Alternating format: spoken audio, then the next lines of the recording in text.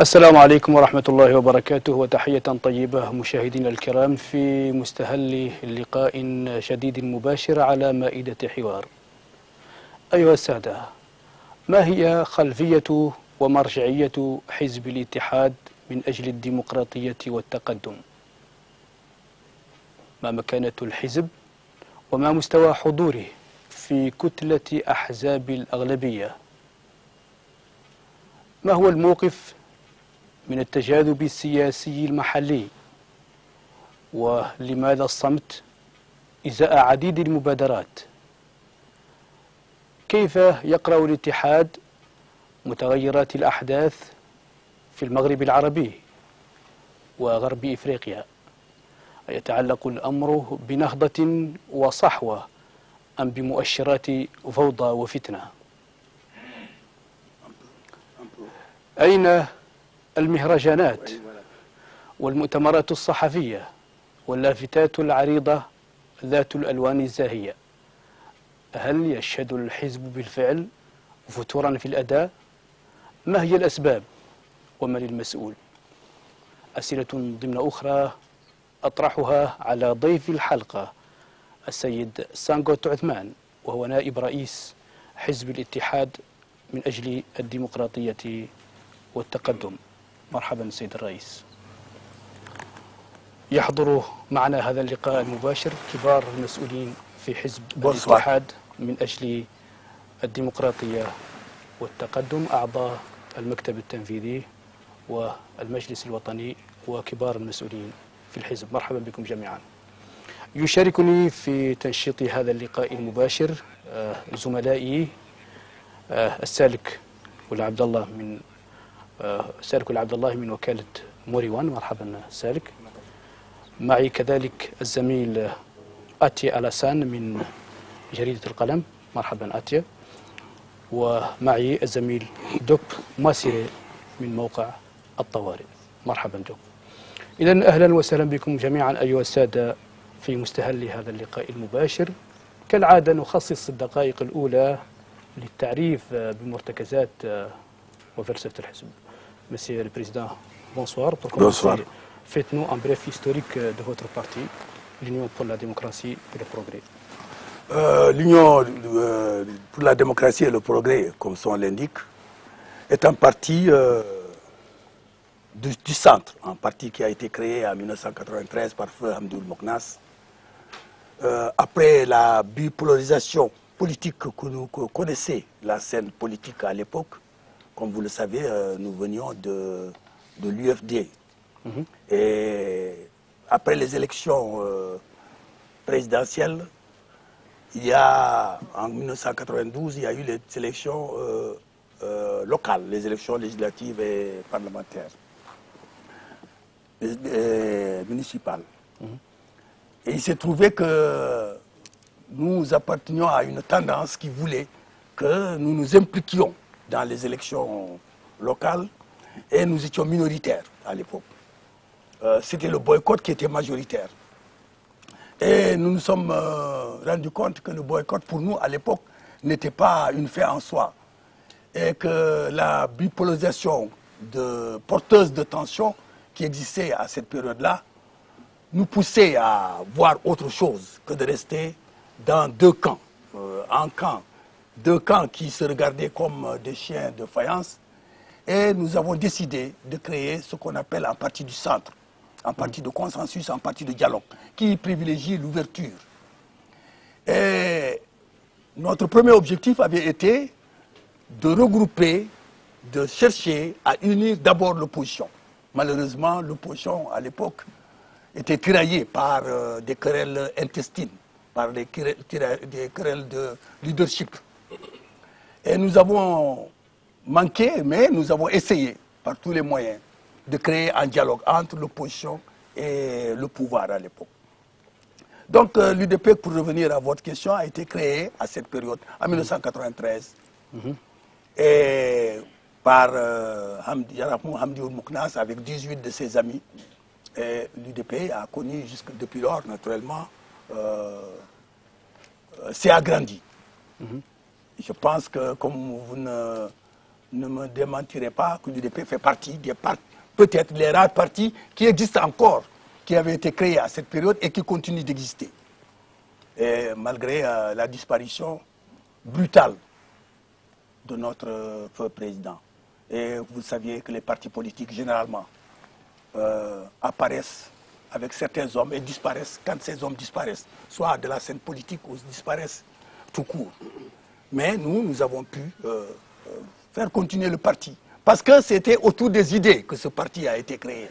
C'est vrai que c'est un homme qui prenait, qui était le leader de ces idées, mais c'était des hommes qui étaient autour des idées, donc qui ont fait que ce parti a pu continuer d'exister. Aujourd'hui, nous avons à peu près 10% des conseils municipaux du pays, une dizaine de mairies, 5 parlementaires.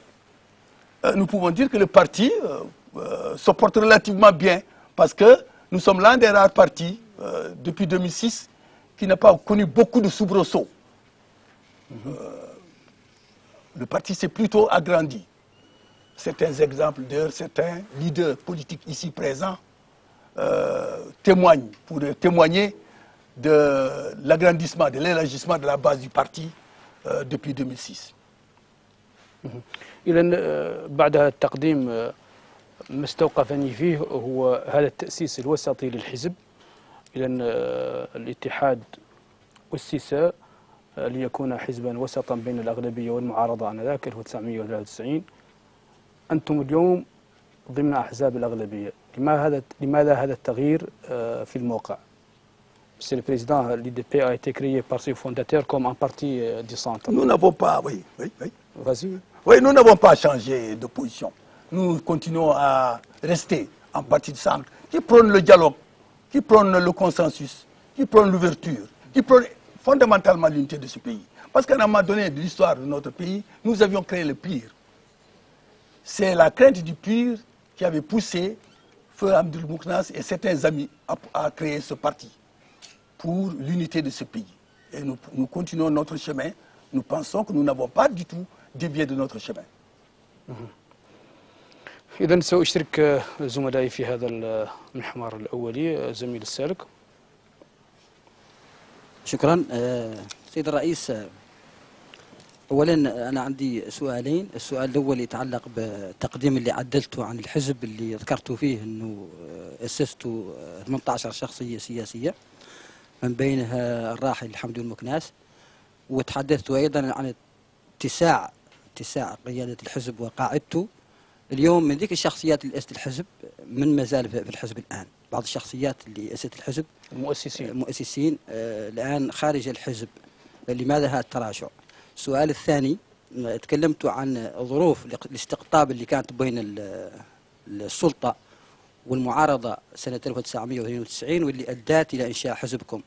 ألا ترون أن موريتانيا اليوم تعيش استقطابا أشد من ذلك الاستقطاب، ومع ذلك أنتم ما زلتم في الأغلبية الحاكمة، مع أنكم كما قال الزميل تقي الله في بداية التقديم لا يسمع لكم صوت ولا موقف في هذه الأحداث الأخيرة المتلاحقة سواء في الداخل أو في الخارج؟ لماذا هذا الصمت وهذا الغياب؟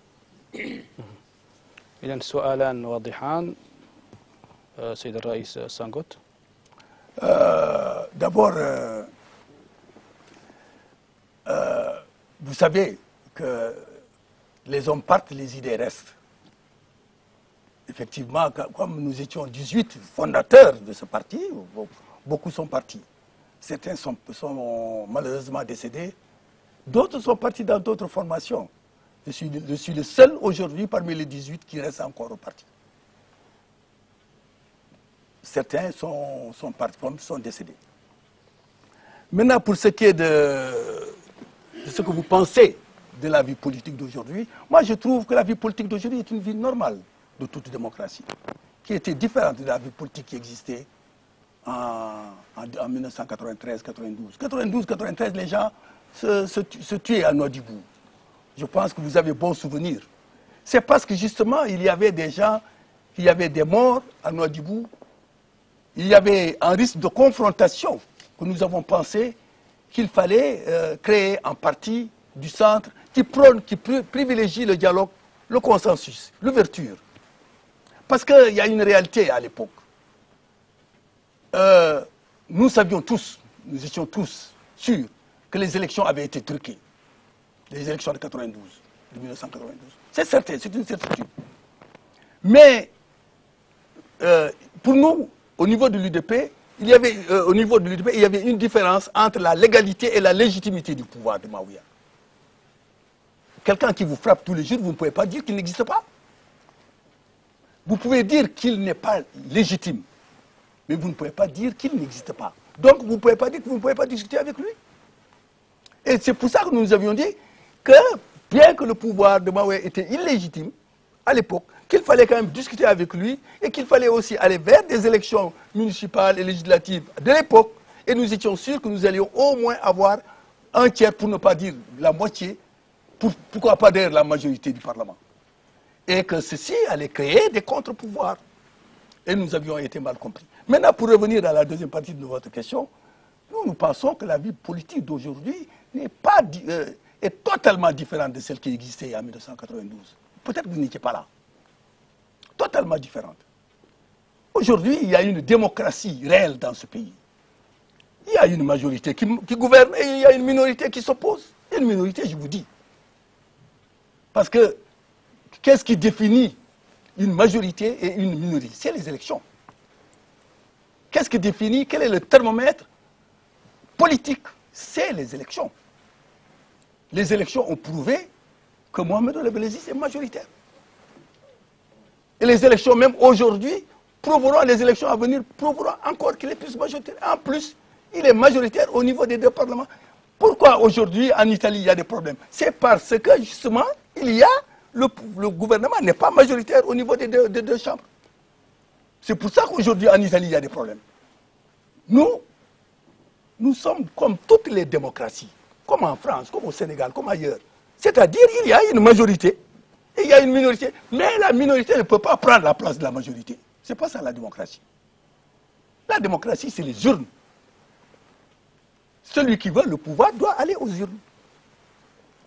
Pour moi, il y a une marche, il y a une vie normale, la vie normale de la démocratie aujourd'hui dans le pays. Il y a une majorité qui gouverne, il y a une minorité qui s'oppose. Je ne vois pas de bipolarisation aujourd'hui politique. Vous parlez de crise. Quelle est la crise? Donnez-moi un exemple de crise. Effectivement, nous avons failli connaître une crise alimentaire en 2011. Suite à la sécheresse que nous avons connue, que nous n'avions pas connue depuis 40 ans. Mais le gouvernement a pris des mesures idoines pour parer justement à cette crise. C'est cette crise alimentaire que nous avons failli connaître. Mais aujourd'hui, il n'y a pas de crise. Il y a une majorité qui gouverne et une minorité qui s'oppose. Qui s'oppose maintenant, elle n'a qu'à s'opposer démocratiquement. C'est-à-dire attendre les élections et prendre le pouvoir. Si elle est majoritaire. Si chaque fois qu'une minorité est minoritaire, c'est-à-dire après chaque élection, il y a une minorité qui ne reconnaît pas les élections ou qui pense qu'elle doit changer l'ordre des choses, nous, en tout cas, en tant que démocrates, nous pensons que ce n'est pas comme ça. Changer l'ordre des choses, c'est aller à des élections et c'est prendre le pouvoir par les élections. Pour moi, il n'y a pas... Pour nous, en tout cas pour moi, je voudrais bien que vous me donniez un exemple de crise. Est-ce que le Parlement ne marche pas? Moi, je suis sénateur. L'opposition s'oppose. Nous, majorité, nous gouvernons. Les lois sont votées majoritairement. L'opposition s'oppose. Que ce soit à l'Assemblée nationale, les députés sont là. Les parlementaires, nos parlementaires sont là. Il y a une majorité qui gouverne et il y a une minorité qui s'oppose. Si c'est ça que vous appelez crise, en France, il y a la crise. Aux États-Unis, il y a la crise. Partout, il y a la crise. Si c'est ça que vous appelez crise. Voilà. Monsieur le Président, moi, je n'ai pas parlé de crise. Oui. J'ai parlé de bipolarisation. C'est ça. Bipolarisation actuelle entre l'opposition, entre la coordination de l'opposition et la majorité. Je crois que votre parti ne s'est pas encore exprimé par rapport aux problèmes que connaît la Mauritanie. Moi, je n'ai pas parlé de crise. Il y a une flambée des prix, Vous avez dit qu'en 2012, qu'en 92, les gens meurent et qu'aujourd'hui, ce n'est pas le cas. Aujourd'hui, les gens meurent plus qu'en 92. Il y a des crimes qu'on constate chaque jour. Et j'étais là. Je vous rappelle d'ailleurs que j'étais présent à la première conférence de presse animée par Feu Hamdoun Mouknas, juste quelques heures après sa libération. Il était incarcéré à la direction de la Sûreté nationale. Donc, j'étais présent et je sais de quoi je parle. Vous ne vous êtes pas exprimé par rapport aux problèmes que connaît la Mauritanie aujourd'hui et qui constituent une effervescence politique dans le pays. On assiste à une série de meetings populaires organisés par les partis de l'opposition qui demandent au pouvoir de céder sa place. Les institutions qui fonctionnent sont en retard par rapport à leur échéance. Et donc, moi, ce que je veux savoir, pourquoi votre parti n'a pas exprimé clairement sa position par rapport aux problèmes socio-économiques que connaît la Mauritanie aujourd'hui. Moi, je pense que vous nous suivez mal. Nous nous sommes toujours exprimés, peut-être que vous suivez mal l'histoire du parti. Nous avons toujours dit notre position par rapport aux problèmes que vous avez posés. Je vais encore les répéter. Vous nous suivez mal. Moi, j'ai fait beaucoup d'interviews dans des journaux. J'ai été interviewé par votre confrère. Peut-être que vous ne l'avez pas lu. Vous ne l'avez pas lu, mais si moi, je suis porte-parole du parti. Donc, si je parle, c'est le parti qui parle. Donc, en tant que porte-parole du parti, je suis intervenu plusieurs fois dans plusieurs journaux, mais c'est le parti qui parle. Donc, vous ne vous avez pas lu. Vous n'avez pas lu, vous ne connaissez pas donc la position du parti. Je n'ai pas besoin de faire des communiqués. Moi, pas de conférence de presse. Ce que je fais maintenant, c'est déjà une déclaration, c'est une conférence de presse. Parce que les déclarations que nous faisons, c'est-à-dire les interviews que nous faisons, ça prend lieu et place à des déclarations. Je suis porte-parole du parti. C'est la présidente du parti et le porte-parole qui font foi pour ce qui est de la politique du parti. Donc si elle ne parle pas, si je parle, c'est ça, c'est le parti qui a parlé. Donc c'est pour dire, pour revenir à... Maintenant, vous avez posé plusieurs problèmes. Peut-être que c'est facile de parler de flambée des prix. Vous savez que les pays qui sont à côté de nous, vous savez que le litre de gasoil coûte 450 à 470 ouguiya ici à côté en traversant. De l'autre côté du fleuve, 470 ouguiya, il coûte ici 390 à peu près. Mais le problème aussi de la flambée du prix des autres prix, il y a une réalité que nous devons nous dire. La Mauritanie ne produit pas. Nous importons 80 à 70 à 80% de ce que nous consommons. Même la tomate que nous consommons, les laitues que nous consommons, la salade que nous consommons. Je ne parle pas du riz, je ne parle pas de l'huile, je ne parle pas des autres ingrédients. Viennent de l'extérieur. Tant que nous ne produirons pas ce que nous consommons, nous ne pourrons pas maîtriser les prix. C'est ça la réalité. C'est le b.a.-ba de l'économie.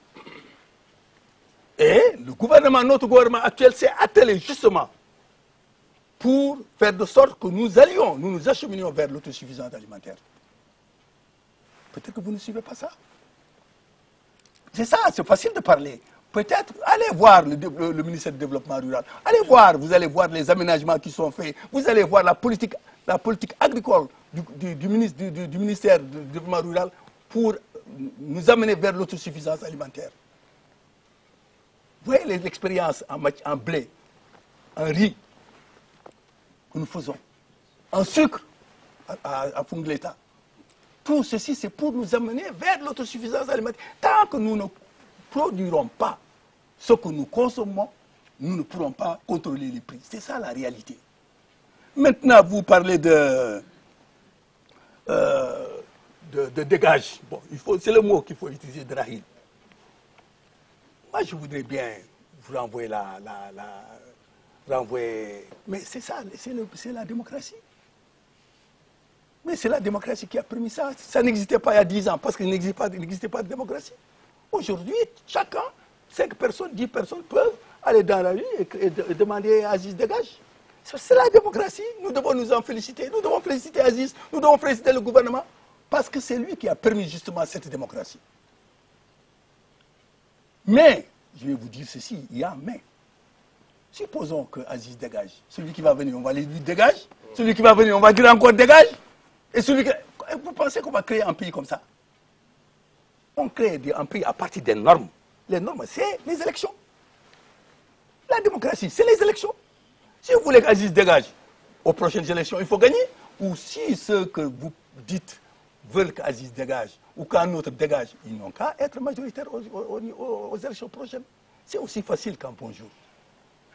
Mais c'est facile de se promener et d'aller dans la rue. Moi, je peux prendre 10 personnes et les faire manifester et demander à quelqu'un de dégager. Donc, je pense que le retard des échéances, je vais revenir aussi là-dessus. Peut-être certainement on va revenir là-dessus. Moi, je suis sénateur. Le tiers du Sénat devait être renouvelé en 2011. Mais c'est l'opposition qui a écrit. L'opposition qui a écrit pour demander le report des élections. Ça, c'est dans. De deux, nous avons été au dialogue. Le dialogue, les résultats du dialogue, c'est exactement à 100% la feuille de route de l'ancienne code, d'après le président Boyel. C'est lui qui l'a dit. Il dit que ceux qui nous ont présentés au dialogue est à 100% ce qu'eux, ils avaient retenu au niveau de la côte. Et ils ont fait de la création de la CENI une condition sine qua non de leur participation au dialogue. Écoutez-moi bien. Le gouvernement était prêt, en 2011, à organiser des élections en prolongeant la validité des cartes d'identité qui existaient. On était prêt à organiser, le gouvernement était prêt à organiser les élections. Donc s'il y a des échéances qui ont été reculées, ce n'est pas le gouvernement. Parce que le gouvernement a voulu justement que toute la classe politique adhère justement à ces élections, participe à ces élections, qu'il y ait des élections inclusives. D'abord en acceptant de reculer les élections sénatoriales et également en acceptant la création de la CENI. La création de la CENI, c'est un piège. C'est un piège la création de la CENI. Parce que de rien, on crée une structure qui doit prendre en charge la totalité des élections. De rien.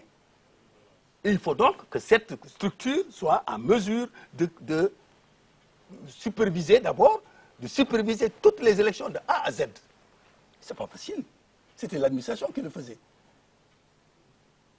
Mais le gouvernement, à l'époque, avait proposé que nous, au niveau de la CENI, au niveau de la majorité, nous avions proposé que pour les élections municipales et législatives qui devaient avoir lieu en 2011, nous avions proposé qu'elles ne soient pas tributaires de la création de la CENI.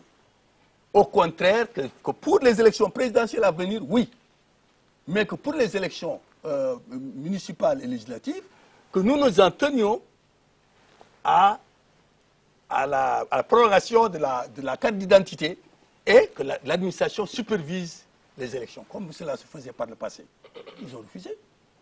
Donc tout ceci, c'est pour aider justement à ce que toute la classe politique, à ce qu'il y ait des élections inclusives, mais qu'il y a eu ce retard. Donc ce retard n'est pas imputable au gouvernement. Pas du tout. Je pense que j'ai répondu pour les crimes. Je ne sais pas de crimes vous parlez. Je ne sais pas. Effectivement, toutes les capitales du monde, vous allez à New York, vous allez à Paris, vous allez partout. Mais vous ne pouvez pas quand même ne pas reconnaître, ça, vous ne pouvez pas ne pas reconnaître que depuis 3 ans et 4 ans, que des efforts considérables ont été accomplis dans le sens de la sécurisation des biens et des personnes dans ce pays. Si on est honnête intellectuellement, on doit savoir que des efforts énormes ont été accomplis. Vous savez bien qu'il y a 4 ans et demi, 5 ans, on se canardait en pleine rue à Nouakchott. Moi-même, en allant à Kaïdi,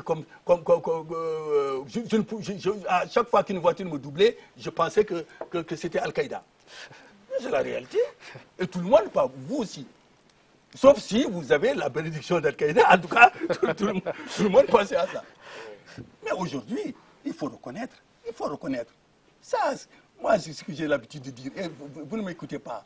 Même l'autre jour, je l'ai dit à la télévision, si vous aviez écouté, c'est une position de mon parti, c'est ma position. J'ai dit qu'il n'y a pas de sécurité zéro, mais nous savons que d'énormes efforts ont été fournis dans le sens de la sécurisation des personnes et des biens de nos frontières. C'est une réalité. Maintenant, effectivement, depuis un certain temps, on entend qu'il y a une recrudescence du banditisme, comme dans toutes les grandes capitales. Certainement, des mesures vont être prises en ce sens. C'est certain. إذن زميل أتي ألاسان من جريدة القلم. Je voudrais revenir un peu sur la position centriste de l'UDP. Il est vrai que sous feu Mohamed Diour Boukna Charhamou, la position était beaucoup plus dégagée. Aujourd'hui, vous êtes dans une majorité. C'est une réalité. Donc, on dirait que le curseur s'est un peu déplacé, comme le disait Taqiyullah depuis le début. Mais qu'est-ce qui fait qu'aujourd'hui, comme le dit le confrère, on vous entend, je ne dis pas qu'on ne vous entend pas, mais on vous est audible très peu sur ces questions-là. Qu'est-ce qui vous empêche, quels que soient les rapports que vous avez au sein de la coordination de la majorité, de prendre position pour demander aux uns et aux autres, basta, parce qu'on en a assez de ces querelles intestines qui sont en train de entre les deux pôles politiques. Je dirais même peut-être que ceux qui sont aujourd'hui centristes ne sont plus centristes. Deuxième chose, c'est par rapport à la situation où la dégradation des conditions de vie et la flambée des prix. On ne peut pas nous dire ici que la flambée des prix n'est pas perceptible. C'est ce que nous vivons tous les jours. Le carburant augmente 4 fois dans un mois. En un mois, il augmente 4 fois.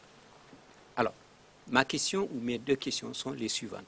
Vous êtes revenu longtemps sur les élections. C'est l'opposition qui refuse d'aller aux élections. Mais est-ce qu'aujourd'hui, qu'est-ce qui nous empêche d'aller aux élections? Qu'est-ce qui empêche le pouvoir d'aller aux élections ou de demander à la CENI d'aller aux élections? Est-ce que les conditions sont réunies aujourd'hui pour qu'on aille aux élections et surtout aux élections inclusives auxquelles participera la CODE? Merci Atia. Oui, d'accord. Donc, je vais revenir sur encore la flambée des prix. C'est le problème récurrent. Mais encore une fois, c'est un problème que nous ne maîtrisons pas. Malheureusement, nous ne produisons pas du pétrole. Si ce que je sais seulement, comme je vous ai dit tout à l'heure, en traversant seulement à Rosso, le prix du litre du gasoil, c'est 460 ouguiya. Donc, il y a quand même une différence. Et ce que je sais aussi, c'est que ce prix est subventionné en Mauritanie. À hauteur, je crois, de 20 ouguiya le litre. Il est subventionné. Il est subventionné, c'est certain. Bon, donc pour la flambée encore des prix, encore une fois, pour en tout cas les denrées de première nécessité, nous devons tous d'abord, nous savons tous que la solution idéale, c'est d'abord la mise en valeur de nos ressources renouvelables. Quelles sont ces ressources renouvelables? C'est l'agriculture, l'élevage, la pêche. La mise en valeur de ces ressources renouvelables, naturellement, appelle à une politique volontariste, comme ça existe aujourd'hui, pour pousser à produire plus, à moderniser l'agriculture, à moderniser nos moyens de production et à donner beaucoup plus de valeur ajoutée à notre production. C'est fondamentalement ce qui est en train d'être fait aujourd'hui. Et nous pensons que c'est une politique qu'on doit continuer. Maintenant, pour ce qui est de... qu'est-ce qui empêche la tenue des élections, encore une fois, ça c'est la question que vous aurez dû poser à la CENI. Le gouvernement ne peut plus répondre à cette question. Depuis qu'il y a eu ce dialogue, qu'il y a eu un accord sur la création de la CENI, il revient à la CENI de répondre à cette question. Je voudrais bien que vous posiez cette question à la CENI. En tout cas, moi, je c'est en tant qu'acteur politique. Tous les jours, nous appelons à la tenue des élections. Parce que nous savons que le thermomètre de la démocratie, c'est les élections. Et aussi, tous les partis de la majorité appellent à la tenue des élections. Mais nous ne sommes pas, pour ce point-là, nous ne sommes pas maîtres. C'est la CENI. En accord, pendant la tenue de ce dialogue, a fait que nous avons créé cette CENI. Et c'est elle qui est habilitée de A à Z de faire tenir les élections. Donc, c'est une question que vous devez poser à la CENI. Monsieur Diop. Il y a eu deux déclarations qui ont été faites, l'une par le président de la République, l'autre par le ministre de l'Intérieur, qui parlait de l'éventualité d'organiser des élections. Le président de la République et le ministre de l'Intérieur, effectivement, appellent à la tenue des élections. Tous les partis, nous tous, nous appelons à la tenue des élections. Et tous nos partenaires au développement appellent à la tenue des élections. Parce que, comme je vous ai dit, les élections, c'est le thermomètre de la démocratie. Mais aujourd'hui, il revient à la CENI de décider. Nous savons ce que nous pouvons dire. C'est qu'aujourd'hui, il y a à peu près 2 millions 100 000, ou aux environs 2 millions 100 000 d'enrôlés. À peu près 1 million 550 à 1 million 600 000 qui ont des cartes d'identité. Et nous savons qu'il faut à peu près, nous estimons, l'électorat mauritanien à 1 million 800 000. Nous pensons que si nous sommes déjà à 80% de l'électorat mauritanien. Donc les élections peuvent se tenir, mais nous ne maîtrisons pas ce dossier. Et tous les jours, ce que je sais, c'est que tous les jours, le ministre de l'Intérieur fait parvenir à la CENI les résultats de l'enrôlement. Tous les jours. Mais le ministère de l'Intérieur n'est pas habilité à fixer les élections. D'accord, mais pour prouver sa bonne volonté, le pouvoir devait doter la CENI comme de son budget pour les élections, mais on ne lui a donné que le budget de fonctionnement. Mais non, c'est-à-dire que, de toute façon, ça c'est un dossier que je ne maîtrise pas, mais moi, pour moi, ils n'ont besoin que du budget de fonctionnement. Maintenant, quand ils auront décidé de la tenue des élections, on mettra à leur disposition le budget nécessaire. Pourquoi on met à leur disposition du budget sans savoir quand ces élections vont se tenir? Elles peuvent se tenir dans 3 à 4 ans. On met à leur disposition de l'argent maintenant. Comment? Mais ça, moi, je pense que ce n'est pas objectif. زميل دوب ماسيري من موقع الطوارئ تفضل. Bonsoir. Tout d'abord, moi, je voudrais un peu rebondir, c'est-à-dire sur l'historique de votre parti dont vous avez fait tout de suite un résumé. Je voudrais savoir aujourd'hui, sur la scène politique actuellement, quelle est la place véritablement de l'UDP? Parce que depuis quelque temps, je ne voudrais pas revenir là-dessus, mais nos confrères et tout le monde, les observateurs, ont remarqué que le parti a complètement, je ne dirais pas complètement, mais quand même a perdu du terrain par rapport aux autres. Donc, est-ce que les prochaines élections dont vous êtes en train de parler, quelles sont vos chances sur ces élections? Ensuite, je ne voudrais pas parler de crise mais je sais tout simplement qu'il y a, par exemple, des tensions qui sont très perceptibles. Rien que le fait de voir des éléments de la majorité, ou bien qui se revendiquent de la majorité, faire sortir des initiatives pour dire de sortie de crise, ça déjà, ça résume tout. Maintenant, je voudrais savoir, vous, quelle est votre impression au niveau de l'UDP par rapport à toutes ces initiatives qui se multiplient un peu partout? Voilà, donc, la place de l'UDP, moi, je vous ai dit, je pense que le parti s'est agrandi. Vous avez juste derrière vous un ancien maire du RFD, Sao Abdoulaye. Il a rejoint le parti, en tout cas, bien après les élections, il y a 2 ans à peu près. Vous avez derrière lui un représentant de la commune de Kabra. La commune de Kabra aujourd'hui, qui était UFP avant, qui est UDP. Ça, c'est des exemples déjà. Ça, c'est des exemples. Je ne parle pas de celui qui représente là aussi. Je ne parle pas de ceux qui pourraient... Bon, donc, c'est pour vous dire que je pense que pour nous, en tout cas, nous pensons que le parti s'est considérablement élargi. Par rapport à 2006 seulement, par rapport à 2006, si je jette mon coup d'œil par rapport à ceux qui sont là, ici seulement, 40 ou 40% de ceux qui sont présents n'étaient pas dans le parti en 2006. Je pense qu'ils ne vont pas me démentir. Celui qui a votre droit, Diawara Gagné, n'était pas dans le parti. Celui qui est le professeur Toumbo n'était pas dans... Je ne parle pas du maire. Je parle au moins de 4 ou 5, 6 qui sont derrière vous. Je ne parle pas de ceux qui sont derrière moi. Il n'est pas dans le parti. Donc, un parti et qui s'est agrandi. Et comment on peut dire, comment quelqu'un qui grandit, comment on peut dire qu'il ne s'est pas enrichi? Donc, nous considérons que notre parti s'est agrandi. Le sénateur, en 2006, n'était pas parmi nous. Moi, je n'étais pas sénateur en 2006. Donc, nous sommes tous les deux sénateurs. Donc, nous sommes du parti. Nous pensons quand même que le parti s'est agrandi. En 2006, l'UDP n'avait pas de sénateur à Kaïdi. En 2006, l'UDP n'avait pas de sénateur à Mbout. Je ne parle pas des maires qui sont ici présents. Mais donc, aussi maintenant, il y a une autre réalité. Nous ne faisons pas beaucoup de tambours. Faisons pas. Vous savez, comme je vous ai parlé d'Agabra, nous avons été il y a seulement 2 semaines à mission à Agabra. Nous n'avons pas amené de télévision, nous n'avons pas amené d'Internet, nous n'avons pas besoin. Il y a 3 semaines, on était à Mbout. Il y a 4 semaines, on était à Nouadhibou. On était aussi à Mbagne. Mais on n'amène pas de... on n'est pas peut-être... C'est une manière de travailler peut-être. C'est-à-dire sans tambour, sans trompette, nous faisons notre bon chemin. Et nous pensons que c'est ça notre option. Le parti se l'a dit tous les jours, mais nous n'avons pas besoin de crier sur le toit, d'écrire dans le net, d'écrire dans les journaux que l'UDP est parti ici par-là. Mais une grande commune, par exemple, je vous ai dit, une grande commune, Rabra, c'est connu, c'est une très grave, 19 conseils municipaux. Aujourd'hui, nous sommes majoritaires à Rabra.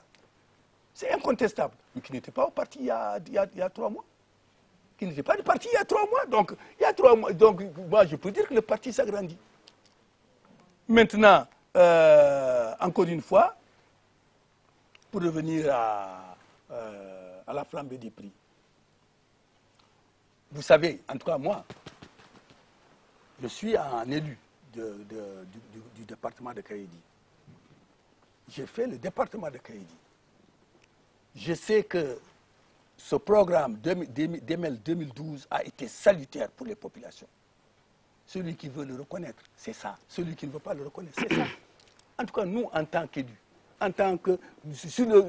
nous qui allons sur le terrain, si vous demandez au maire qui est derrière vous là, ou bien vous demandez aux parlementaires qui sont là, qui sont sur le terrain, ils vous diront que ML 2012 a été salutaire pour le pays, pour les populations.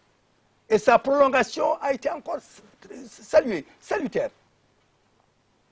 Mais nous pensons que l'État a des moyens limités.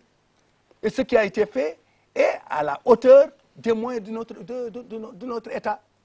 Et encore une fois, pour ML 2012, nous avons été le premier pays de la sous-région à avoir réagi à la sécheresse.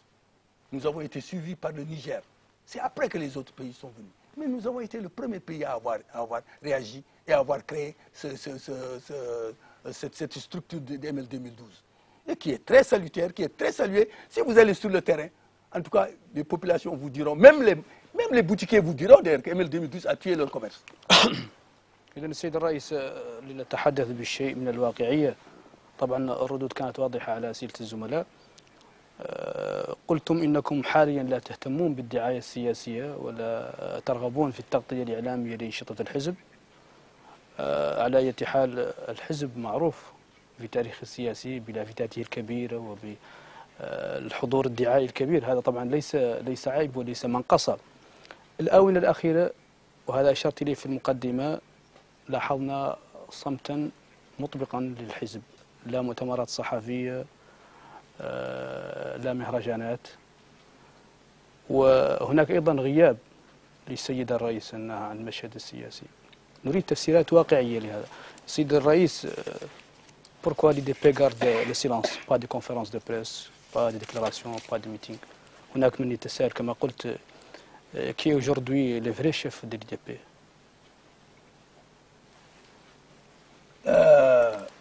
D'abord, je vais commencer par la dernière question. Le vrai chef de l'UDP, c'est Naami Toumoknas. Il n'y a pas de truc. Nous tous ici, nous travaillons en parfaite symbiose. Fort heureusement, actuellement, les moyens de communication sont tels que la présence physique n'est pas indispensable pour faire marcher les choses.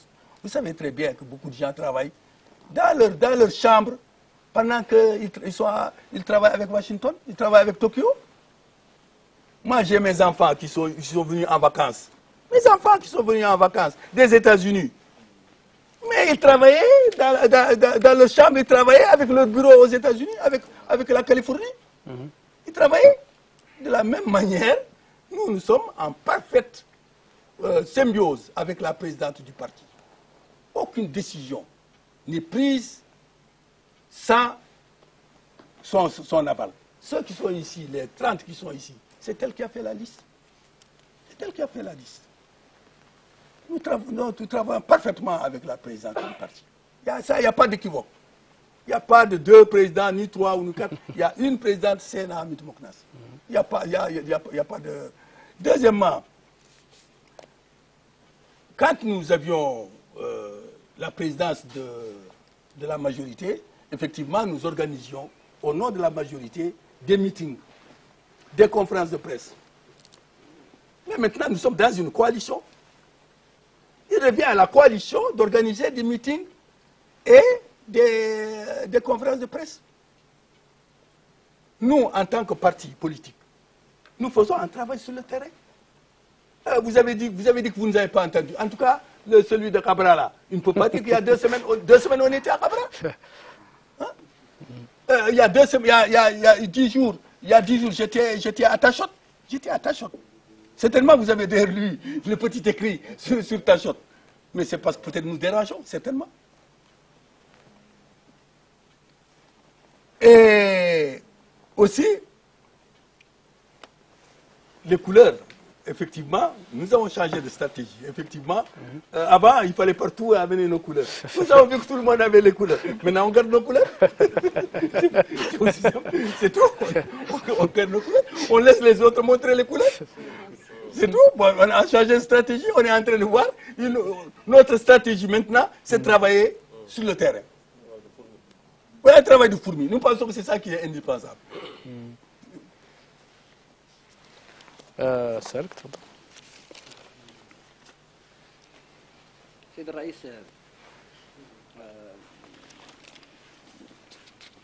quelle est la position de votre parti par rapport à la question du redressement fiscal exercé par le pouvoir contre certains hommes d'affaires et ce qui est convenu d'appeler aujourd'hui la crise entre Mohamed Bouamatou et le président Mohamed Abdelaziz?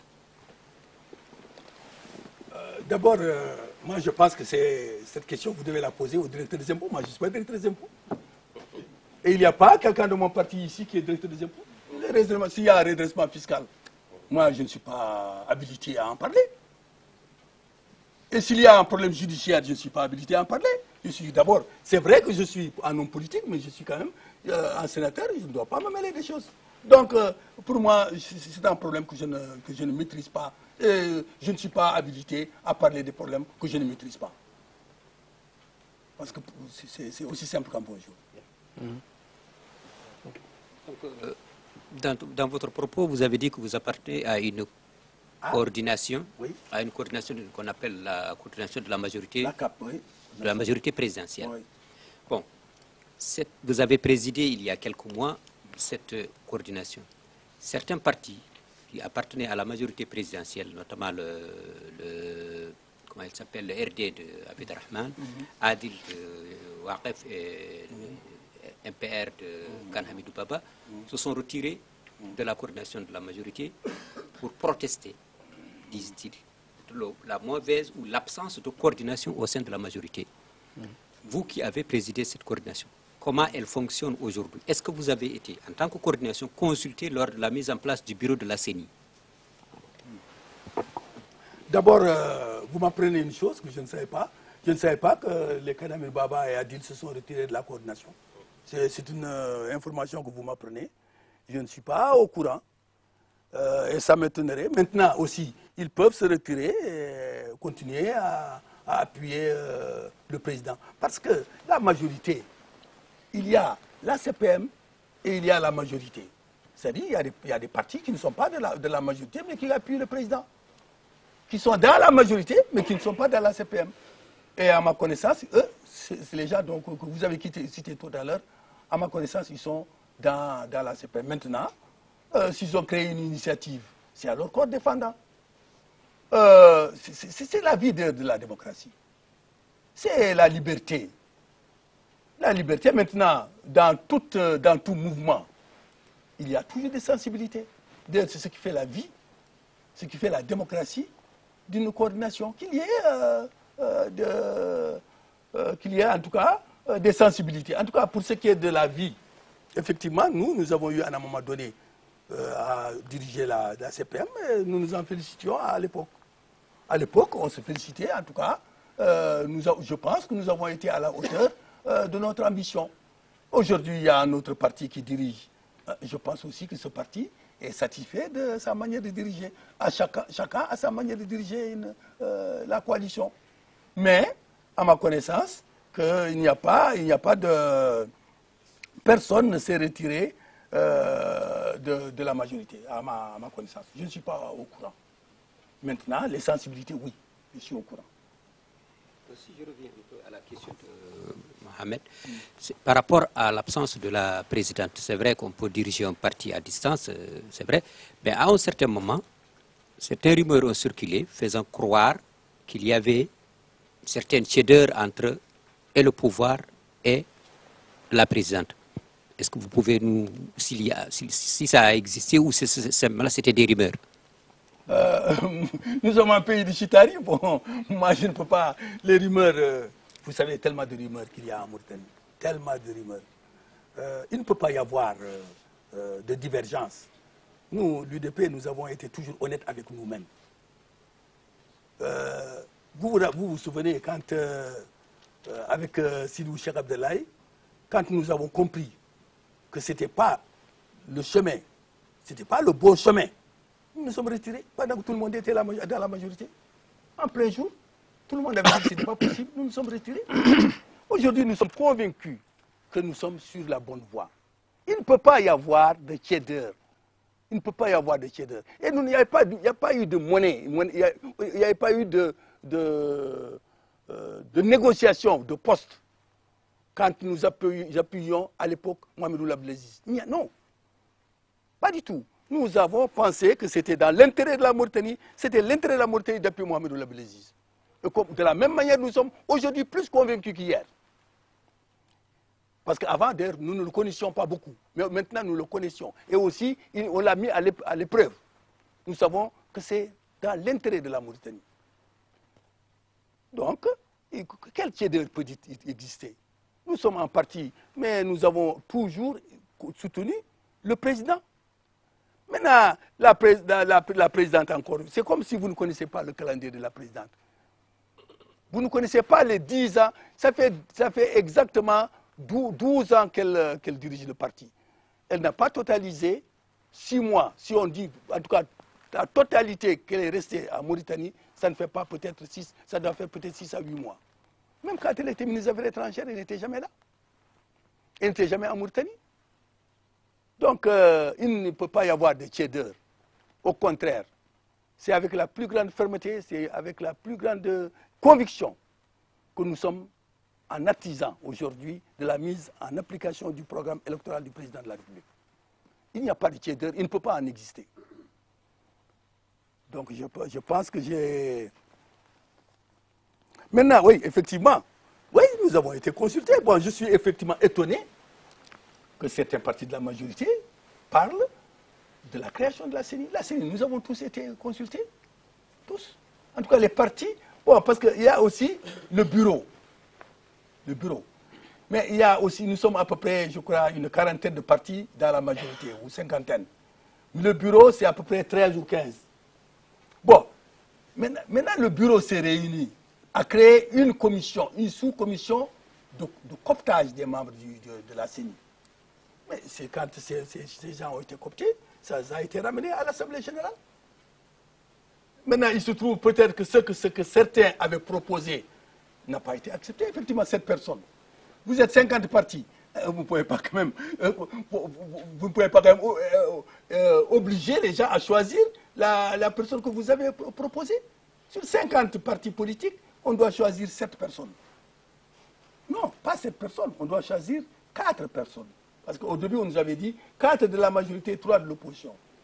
Et en fin de compte, il n'y a que 3 de l'opposition qui ont été choisis. Et puis d'ailleurs, moi, je ne sais pas pourquoi les gens ne sont pas contents. Moi, j'aurais compris, et ce serait logique, que quelqu'un dise que tel qui a été choisi appartient à tel parti, appartient à tel courant politique, qui ne peut pas être équitable, qui ne satisfait pas aux conditions requises par la CENI.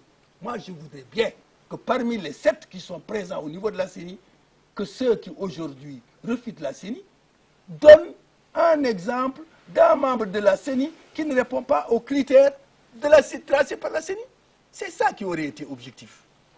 Ce qui aurait été objectif, c'est que vous êtes contre la CENI, mais tel ne satisfait pas aux conditions tracées, en tout cas, du choix de la CENI.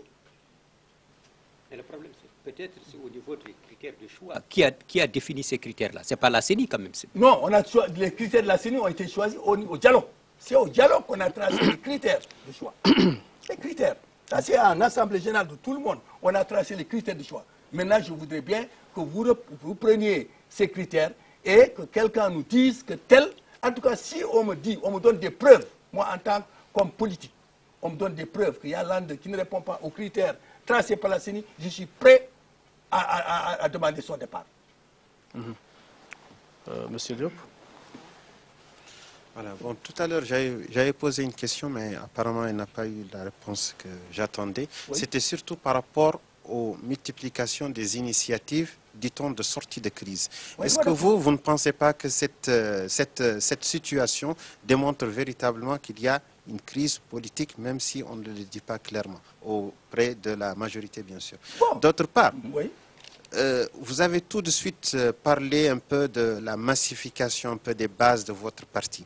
Mais pensez-vous réellement, parce que nous, on est ici en Mauritanie, on sait très bien que le nomadisme politique, on ne l'a jamais vu ailleurs, comme ce qui se passe ici en Mauritanie. Mais pensez-vous que vraiment, ça démontre véritablement que le parti est en train de s'élargir? D'autre part, je voudrais également revenir sur une question. Par exemple, vous avez tout de suite dit que depuis 12 ans, Nahamit Mouknas est présidente du parti. Mais pensez-vous pas que cette situation, justement, va créer une certaine frustration et que certains, peut-être qui ont des talents aussi, veulent également, peuvent ou bien montrer de quoi ils sont capables pour ne pas procéder comme le font les autres? Parce que c'est grâce à ça qu'on peut aujourd'hui jauger de la vitalité d'un parti, les congrès. Pourquoi ne procédez pas à ça pour un peu renouveler vos instances et introduire de nouveaux mots؟ أضيف سؤالا فرعيا بسيطا سيد الرئيس في هذا السياق بعد الترحال السياسي. المؤتمرات depuis combien de temps vous n'avez pas tenu de congrès? Effectivement, nous avons tenu 2 congrès, un congrès extraordinaire et un congrès ordinaire. Il n'y a pas dans nos textes, rien ne nous pousse il n'y a pas de périodicité dans nos textes de congrès. Comme dans plusieurs congrès, je donne l'exemple du FLN, qui a tenu son congrès 20 ans après. C'est-à-dire qu'un congrès dépend aussi de certains critères. Nous n'avons pas, dans nos textes, l'obligation de tenir nos congrès dans tel ou tel moment donné. Ça, c'est un. Deuxièmement, pour répondre un peu à votre question, qu'est-ce qui prouve qu'un parti s'est élargi? Mais c'est quand il a des électeurs. Ou des grands électeurs, comme on dit. Des grands électeurs. Quand un parti voit entrer des maires, des sénateurs, des députés, des conseils municipaux, ils considèrent qu'il s'est élargi. Parce que quel est le thermomètre, nous avons dit tout à l'heure, le thermomètre d'un parti politique? C'est les électeurs, c'est-à-dire c'est le nombre d'électeurs. Quand celui qui est derrière, comme je l'ai dit, je préfère ne pas le citer encore une deuxième fois. Il est venu avec 10 conseils municipaux. Aujourd'hui, il a 11 conseils municipaux. Mais je ne peux pas considérer qu'il a une bonne base. قوس السيد الرئيس هناك مؤشرات أخرى. أنتم مثلا في الحزب معروفون بالحضور الكبير مثلا في العاصمة الاقتصادية نواديبو. هناك انسحابات لبعض مناضلي الحزب في نواديبو. Voilà. Donc, s'il y a eu des départs, la personne qui est la mieux habilitée, c'est une conseillère municipale, la seule conseillère municipale justement que nous avions et que nous avons aujourd'hui, c'est l'EGELA. Elle est là. En tout cas, s'il y a départ, je ne vois pas où est le départ. Maintenant, quelqu'un peut dire, celui dont on parle n'a jamais été de notre parti. À ma connaissance, Daouda n'a jamais été du parti. À ma connaissance, il n'a jamais été du parti. N'est-ce pas? Il n'a jamais été du parti. Maintenant, c'est facile que quelqu'un qui n'appartient à un parti, de réunir les gens autour d'une distribution semblant d'une distribution de riz ou de blé ou de vivres et de dire je suis sorti du parti. En tout cas, la conseillère municipale de Nouadhibou est là. Si vous savez que pour être conseiller municipal à Nouadhibou, il faut avoir à peu près 750 voix. C'est aussi simple qu'un bonjour. Si vous n'avez pas 750 voix, vous n'êtes pas conseiller municipal à Nouadhibou. Elle est conseillère municipale. Elle est là. Et donc, lui, il prétend appartenir à son groupe, au groupe de l'EGELA, qui est conseiller municipal. Et donc, en tout cas, moi, je ne suis pas au courant de son appartenance au parti. Maintenant, effectivement, il y a le nomadisme. Fort heureusement que des décisions ont été prises pour limiter le nomadisme, en tout cas au moins pour le contrôler. Et nous espérons que stabiliser notre scène politique, parce qu'il y va de l'intérêt de notre démocratie et des partis politiques. Maintenant, la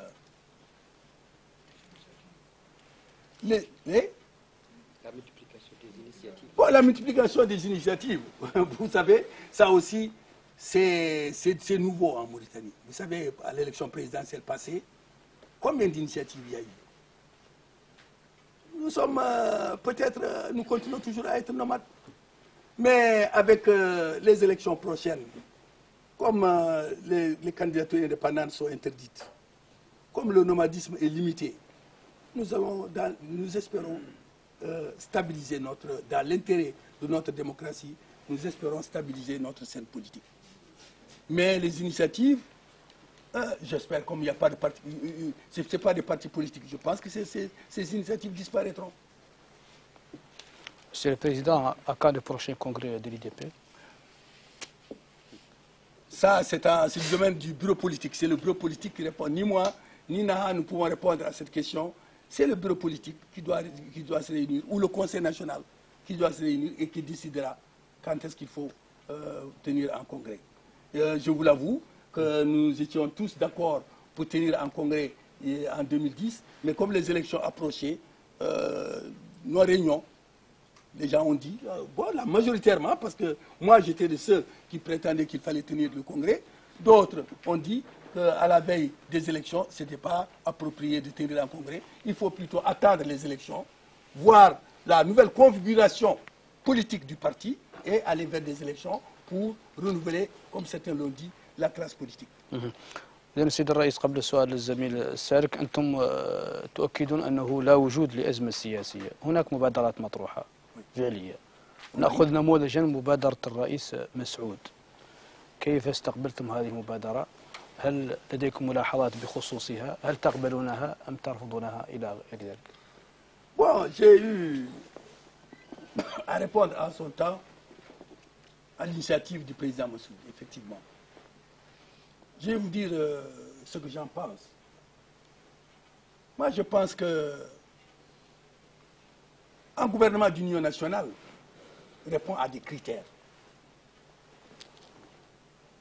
D'abord, comme aujourd'hui, comme je vous l'ai dit, en Italie, ils sont obligés de créer un gouvernement d'union nationale parce que au Sénat, ils sont minoritaires. Donc, comme ceux qui gouvernent seront minoritaires au Sénat, ils sont obligés de créer un gouvernement d'union nationale pour avoir la majorité dans les deux chambres. Donc on crée un gouvernement d'union nationale quand on est minoritaire essentiellement à l'Assemblée nationale.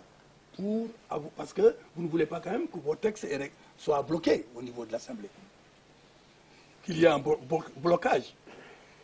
Deuxièmement, on crée un gouvernement d'union nationale comme aujourd'hui dans un pays voisin, comme vous le savez, là où il y a la guerre, où il y a une instabilité. Donc il faut que toutes les forces vives se coalisent pour faire face au danger. Mais moi, il n'y a pas de danger. Où est le danger? Mais nous sommes dans une démocratie apaisée, où il y a une majorité qui gouverne et une minorité qui s'oppose. Évidemment, qui s'oppose, quelquefois de manière antidémocratique, mais qui s'oppose quand même. Mais nous avons aujourd'hui, nous sommes dans un pays où la liberté de la presse est la plus respectée dans le monde arabe. La Mauritanie, ça, vous devez le dire. C'est la vérité, n'est-ce pas? Ah, heureusement, il me dit... Je ne sais pas l'invité de l'émission. Ah bon, d'accord, donc en tout cas, cela signifie que nous devons nous féliciter de l'avancée démocratique de notre pays, à partir du moment que nous sommes les premiers dans le monde arabe. Et je suis sûr et certain que nous ne serons pas mal placés en Afrique noire. Sur le plan, en tout cas, de la liberté de la presse, de la liberté de l'audiovisuel. Maintenant, cette liberté, c'est dérive, c'est normal, c'est dérive. Les gens peuvent, parce qu'ils sont libres, écrire dans les journaux, insulter, marcher, insulter, demander le dégage. Mais tout ça, c'est la démocratie, tout ça, nous devons nous en féliciter. Mais, l'initiative, pour revenir à l'initiative de Mossoul, j'ai beaucoup de respect pour Mossoul, pour le président Mossoul. Mais je pense que la Mauritanie ne se trouve pas dans les deux situations que j'ai énumérées. Et je ne vois pas l'utilité aujourd'hui. Mais ce n'est pas moi qui commande, ce n'est pas moi qui crée un gouvernement, ce n'est pas moi, non. C'est le président de la République. Je ne donne qu'un avis politique. Mais le dernier mot revient au président de la République. Et c'est le seul d'ailleurs qui a le mot. Mais moi je pense, aujourd'hui, nous ne sommes pas dans une situation pour créer un gouvernement d'union nationale. Surtout le gouvernement d'union nationale qui est prétendu qu'il va faire les élections. Mais donc, pourquoi nous avons créé la CENI? Pourquoi? Je voudrais bien savoir pourquoi on a créé donc la CENI. Pourquoi donc il y a eu même le dialogue? Nous faisons le dialogue, nous créons une CENI, nous donnons toutes les compétences à la CENI pour faire des élections, et après maintenant on veut avoir un gouvernement parce qu'on veut faire partie d'un gouvernement. Mais celui qui veut faire partie d'un gouvernement n'a qu'à rejoindre la majorité, on va aux élections. Si vous rejoignez les élections, si vous rejoignez la majorité, et ceci, à bon entendeur, salut. Tout celui qui veut faire partie d'un gouvernement n'a qu'à rejoindre la majorité après les élections, en fonction de ce qu'il aura, en fonction de son quota, il participera au gouvernement. Mais pour moi, aujourd'hui, il n'y a pas de crise, en Mauritanie pour un gouvernement d'union nationale. Pour moi, il n'y a pas de... Alhamdulillah, il n'y a pas de calamité. Il a failli y en avoir, mais le programme ML 2012 a été salutaire. Et je ne vois pas pourquoi on mettrait de côté la CENI pour recommencer, en tout cas, une nouvelle CENI ou de nouveaux accords, je ne sais pas. تفضل سل. شكرا سيد الرئيس. فعلا كصحفي بالنسبه للحريه، حريه التعبير وحريه الصحافه لا مراء فيها في موريتانيا، لانها وصلت مستويات ما كان حد يحلم بها في موريتانيا. العوده الى موضوع مواقفكم السياسيه ومواقف الحزب، انتم ذكرتوا على ان كنتوا تحاوروا النظام القديم اللي قلتوا عنه ما كان شرعي، غير انه كان موجود. هل يعني انه ما كان شرعي، المؤسسات اللي كانت موجوده في ذيك الفتره غير شرعيه؟ بهذا المعنى شنو موقفكم من الدعوات المطالبه بالغاء قانون العفو عن المسؤولين عن ملف الارث الانساني اللي وافق عليه البرلمان اعتقد سنه 1993 تاريخ انشاء حزبكم؟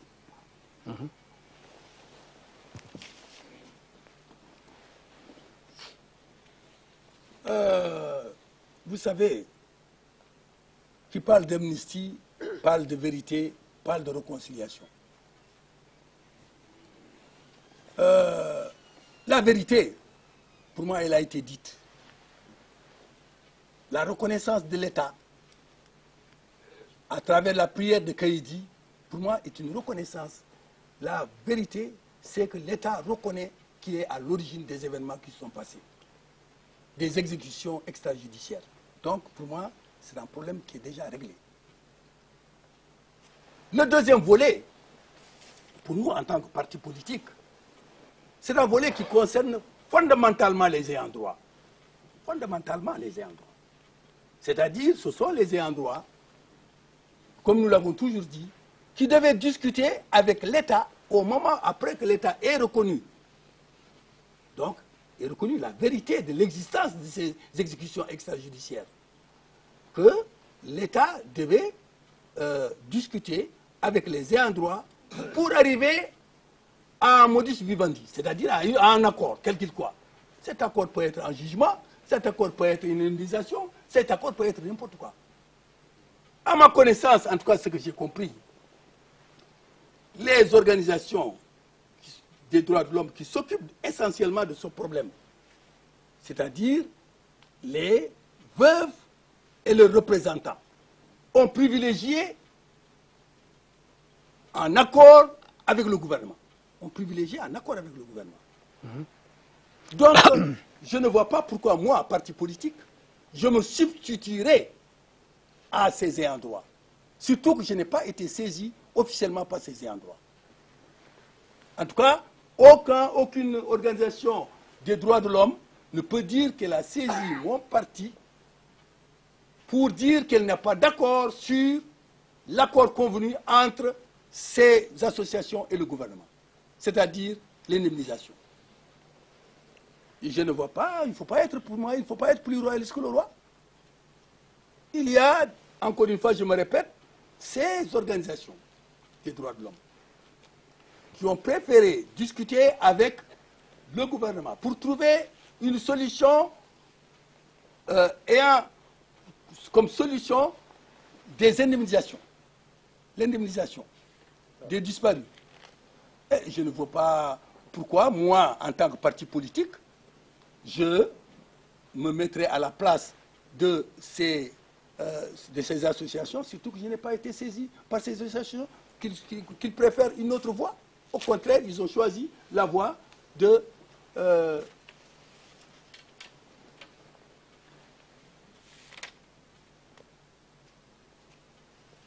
Donc, effectivement, comme l'a dit, il y a eu cette demande, il y a la prière, il y a le pardon, effectivement. Il y a le pardon. L'État a demandé pardon au nom de ceux qui avaient commis ces fautes. Il y a donc la reconnaissance de l'État. Et il y a eu un accord entre l'État et ses ayants droit. En tout cas, moi, en tant que parti politique, je n'ai jamais été saisi officiellement par un parti pour dire qu'il est contre ce qui a été fait. Maintenant, je vois dans la presse, certains partis prendre position, s'ils sont libres de le faire. C'est leur liberté, mais moi, mon parti, c'est ça la position de mon parti. Sur ce problème précis, je pense que il y a eu effectivement le devoir de reconnaissance. Il s'est matérialisé par la prière de Kaïdi. Mais est-ce qu'on doit s'arrêter là? L'État a reconnu. L'État ne peut pas pardonner à la place des victimes. Il ne peut pas pardonner à la place des victimes. Après le devoir de reconnaissance, je pense que si l'État veut prouver, comment ils appellent ça, son engagement politique, il doit aller au-delà, accepter ce qui a été fait lors des journées de concertation quand on a demandé la mise en place d'une commission justice-réconciliation, comme ça s'est passé en Afrique du Sud, comme ça s'est passé à côté de chez nous au Maroc, pour régler le problème, je pense. Vous savez, nos pays sont différents. L'Afrique du Sud et le Maroc, je ne dis pas que ce n'est pas des grands pays, c'est des très grands pays. La Mauritanie, c'est quand même 3 millions de personnes. Nous devons donc gérer nos problèmes à partir de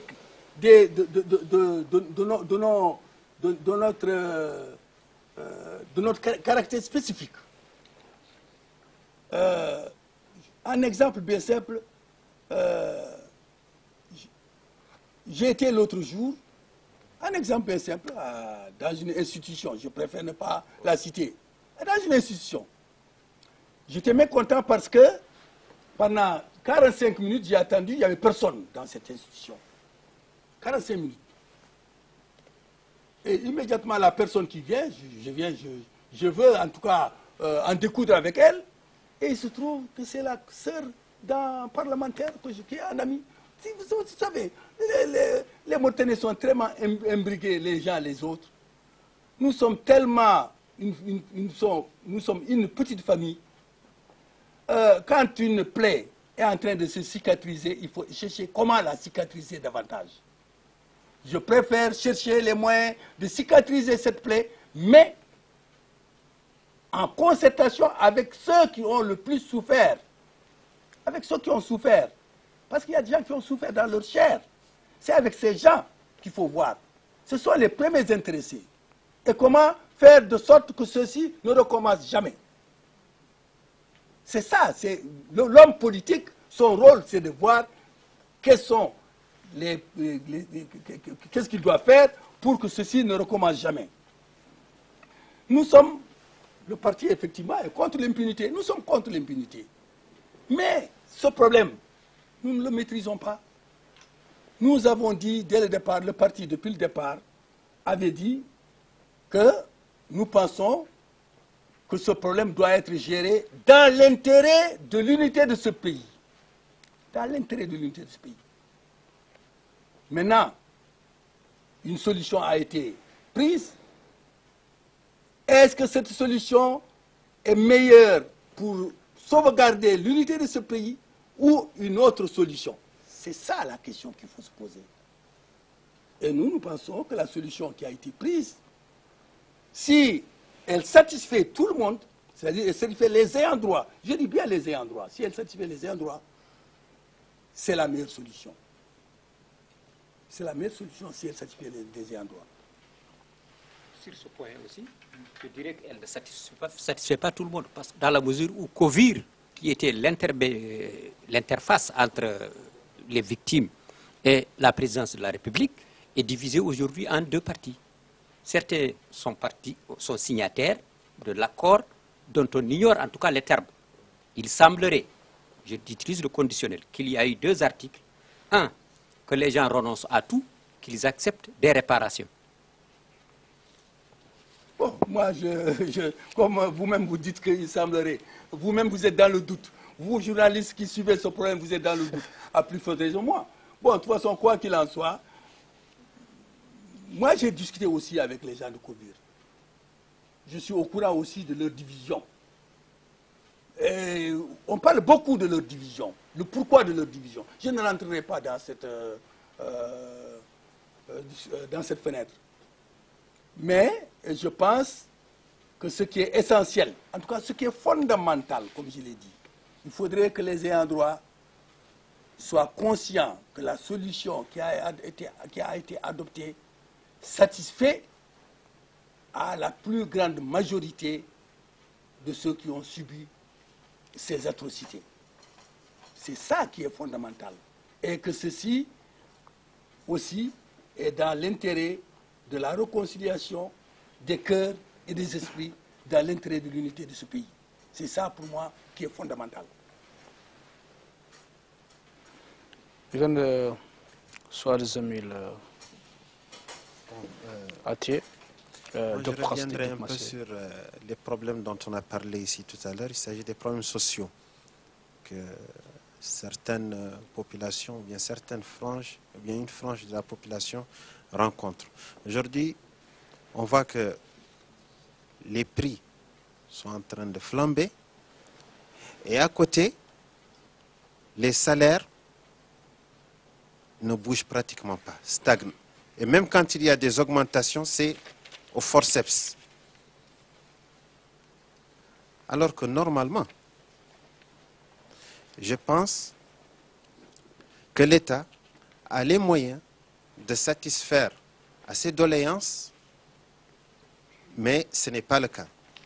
D'autre part, on voit également que la criminalité a connu une certaine augmentation. La criminalité, pas seulement au niveau... C'est vrai qu'il y a une sécurité quand même, parce que les frontières, comme vous l'avez rappelé tout à l'heure, sont sécurisées avec surtout le péril que représente le terrorisme. Mais en même temps, nous on dit qu'il y a un peu une sorte de revers de la médaille, parce qu'à l'intérieur des villes, notamment à Nouakchott, la criminalité n'a jamais atteint cette proportion aujourd'hui. Et ça, l'État ne prend d'autres mesures que de renforcer les mesures de sécurité, alors qu'il y a par exemple, ce sont des jeunes qui sont pratiquement désœuvrés, qui se livrent pratiquement à ce genre d'agression, d'actes d'agression. Pourquoi maintenant vous n'essayerez pas de plaider pour que l'État puisse un peu être beaucoup plus regardant sur les souffrances vécues par ces populations? Parce que nous, on pense que le mot dégage, souvent ça peut aussi exprimer le mécontentement ou bien le malaise profond que les populations sont confrontées. Merci.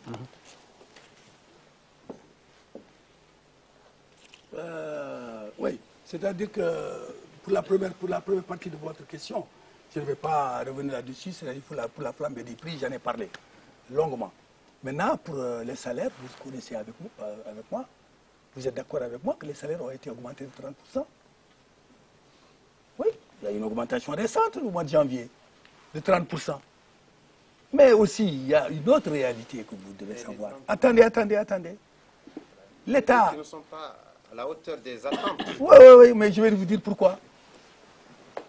Vous savez que les institutions internationales étaient contre l'augmentation de ces prix, de ces salaires.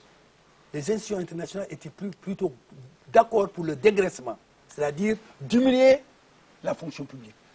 Parce que vous savez, je vous donne un exemple bien simple, d'un ministère comme celui de l'environnement, où il y a à peu près 300 à 400 non permanents. Un autre ministère, j'ai été une fois dans un ministère. Le ministre devait écrire une lettre et il avait avec lui 59 secrétaires. Aucune d'elles ou aucun d'eux ne pouvait écrire une lettre. Mais nous sommes devant un problème. Tout ça, c'est la mauvaise gestion. Nous héritons une mauvaise gestion. Nous ne pouvons pas renvoyer ces gens. C'est non permanent. Ils sont presque 10 000. Et ils ne travaillent pas. Ils ne produisent rien. Mais si on les renvoie, c'est encore des émeutes. Mais on est obligé d'attendre. L'expérience a été tentée au Mali. Mais c'est des émeutes. La Banque mondiale avait demandé à ce qu'on organise un concours et qu'on prend les meilleurs. Les autres sont renvoyés. Mais c'est ça le problème. Il faut être conscient que aussi un pays ne peut pas vivre au-dessus de ses moyens.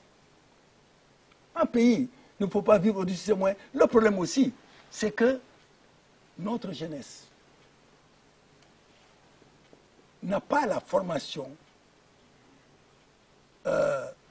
en fonction de la possibilité d'emploi. C'est-à-dire qu'il y a une inadéquation entre la formation et les emplois. Vous savez, comme moi, que tous ceux qui sont maçons aujourd'hui, électriciens, principalement boulangers, chauffeurs, mais sont principalement des étrangers. Pourtant, c'est beaucoup d'emplois. Nous savons aujourd'hui que l'agriculture peut être pourvoyeuse d'emplois, mais les gens n'ont pas de formation. Les gens n'ont pas de formation. Et pourtant, il y a beaucoup d'écoles de formation qui ont été créées ces 3 dernières années, mais les gens ne se forment pas. Au contraire, on doit pousser les gens à se former. On doit pousser à ce que notre formation soit en adéquation avec les emplois que peuvent offrir nos entreprises. Malheureusement, ce n'est pas encore le cas. Bon, la criminalité, malheureusement, Nouakchott, effectivement, risque de devenir comme l'une des grandes capitales africaines ou mondiales. Malheureusement, toutes les capitales, dans tous les pays, quand il y a une urbanisation poussée, généralement la criminalité augmente. C'est connu. Mais je pense que vous êtes d'accord avec moi que l'État fait beaucoup d'efforts. Maintenant, nous sommes d'accord que l'État doit faire encore plus d'efforts pour sécuriser les biens et les personnes, surtout en Nouakchott. À l'intérieur du pays, cela a été fait. Mais il y a encore beaucoup de choses qui restent à faire au niveau de Nouakchott. Il faut être honnête avec soi-même. C'est une réalité, il y a des choses, beaucoup de choses doivent être faites au niveau de Nouakchott, bien que nous reconnaissions que beaucoup de choses ont été faites à l'intérieur du pays. نتحدث الآن عن الأوضاع الإقليمية وخصوصا الوضع في مالي. كيف قرأتم الأحداث الجارية في الجارة مالي، وفي نظركم ما هو الموقف الأجدى والأنجع بالنسبة للحكومة الموريتانية؟ هل الموقف في نظركم المتخذ حتى الآن يصب في الاتجاه الصحيح؟ D'abord, nous sommes comme pays frontalier, effectivement, nous regrettons beaucoup ce qui s'est passé au Mali. Mais vous savez comme moi, le gouvernement mauritanien, les autorités mauritaniennes avaient prévenu les autorités maliennes. Parce que, encore, il faut le dire, c'est une mauvaise gestion du retour des Touaregs suite à la mort de Kadhafi et à la victoire des rebelles, et aussi suite à la défaite du GSPC en Algérie. Vous savez donc, suite à la défaite du GSPC en Algérie, le GSPC est descendu au Mali et s'est transformé en Al-Qaïda, qui avait comme principale occupation le trafic des armes, de la drogue, et aussi le trafic des êtres humains, effectivement. Et, naturellement, qui s'est transformé par la suite comme un mouvement expressément terroriste. Il s'est scindé après en deux mouvements, Al-Qaïda et le Moujao. Pour le MNLA, c'est principalement des Maliens. Le problème du MLA, c'est un problème qui dure depuis l'indépendance, même avant. Même avant. Malheureusement, le Mali n'a pas pris à bras le corps ce problème pour lui trouver des solutions, malgré les accords successifs qui ont été faits. Malgré les accords successifs, malheureusement, il n'y a pas eu de résultats probants. Et il s'est trouvé que beaucoup de Touaregs quitter le Mali pour aller grossir l'armée libyenne de Kadhafi. Et quand il y a eu la défaite, ils sont tous revenus avec armes et bagages. S'ils avaient fait, si le Mali avait fait comme l'a fait le Niger, comme l'a fait la Mauritanie, en désarmant ceux qui étaient de retour, peut-être que le Mali n'allait pas connaître ce problème. Mais le Mali n'a pas désarmé les gens. Parce qu'ils pensaient trouver un accord, bon, ne me touche pas, je ne te touche pas. Mais ceci n'a pas duré. Évidemment, le coup d'État au Mali n'a pas arrangé les choses. Maintenant, la position de la Mauritanie, la position de mon parti, plutôt, je parle de la position de mon parti, directement qui rejoint la position du gouvernement. Nous pensons que dans ce cas de figure, il y a deux éléments. D'abord, il y a le mouvement qui revendique l'indépendance du Mali. C'est le MNLA. De l'Azawad, pardon, le Lazawad. Il y a Ansardine qui revendique la mise en application de la charia. Ces deux mouvements sont fondamentalement des mouvements issus des mouvements Touareg. Donc, quelle que soit leur position, bonne ou mauvaise, nous pensons qu'il faut que les gens discutent avec eux. Naturellement, avec la condition de l'intangibilité du territoire malien, c'est l'intégrité du territoire malien. Et aussi, évidemment, il va de soi ils doivent déposer les armes.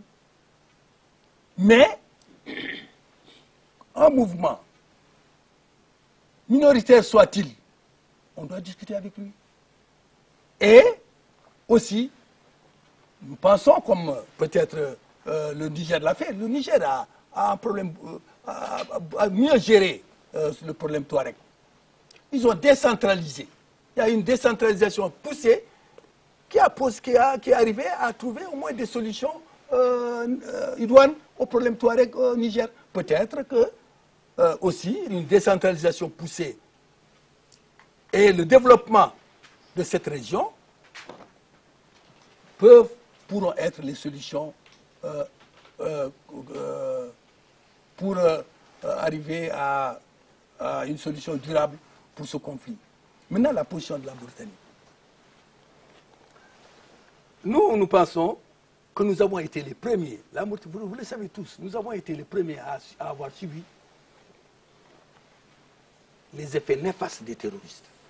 Dans notre propre chair, nous avons perdu plus de 35 de nos vaillants combattants. Sans parler des étrangers qui, pour le seul, parce qu'ils aimaient la Mauritanie, ils ont perdu leur vie. Si le gouvernement mauritanien n'avait pas pris les mesures draconiennes pour venir à bout de ces mouvements terroristes, en tout cas en Mauritanie, nous aurions connu peut-être encore le même, nous allions vivre le même problème. Mais nous pouvons nous féliciter notre gouvernement. Parce que, vous le savez, vous savez tous, que quand nous avons été attaqués à Tourine, c'était quelques hommes d'affaires qui nous avaient prêté des voitures à gasoil, tandis que les terroristes avaient des voitures à essence, donc on ne pouvait pas. L'armée n'avait même pas de gasoil, l'armée n'avait même pas de voiture. Comparez la situation qui existait il y a 5 ans et la situation qui existe aujourd'hui. Donc nous devons féliciter notre gouvernement. Parce que le développement, il ne peut pas y avoir de développement sans sécurité, sans stabilité. Et maintenant, vous le savez comme moi, le gouvernement mauritanien, par la voix de son président, est pour l'intégrité du territoire malien. Il est pour également l'intervention étrangère pour chasser les terroristes du Mali. Mais il est pour le dialogue intermalien. Donc nous sommes pour le dialogue intermalien. Mais nous pensons que ces mouvements, qui sont essentiellement, ce n'est pas des mouvements islamistes, c'est un faux mot, il ne faut pas parler de mouvements islamistes, c'est des terroristes, c'est des trafiquants de drogue, des trafiquants principalement de drogue, de cigarettes, etc.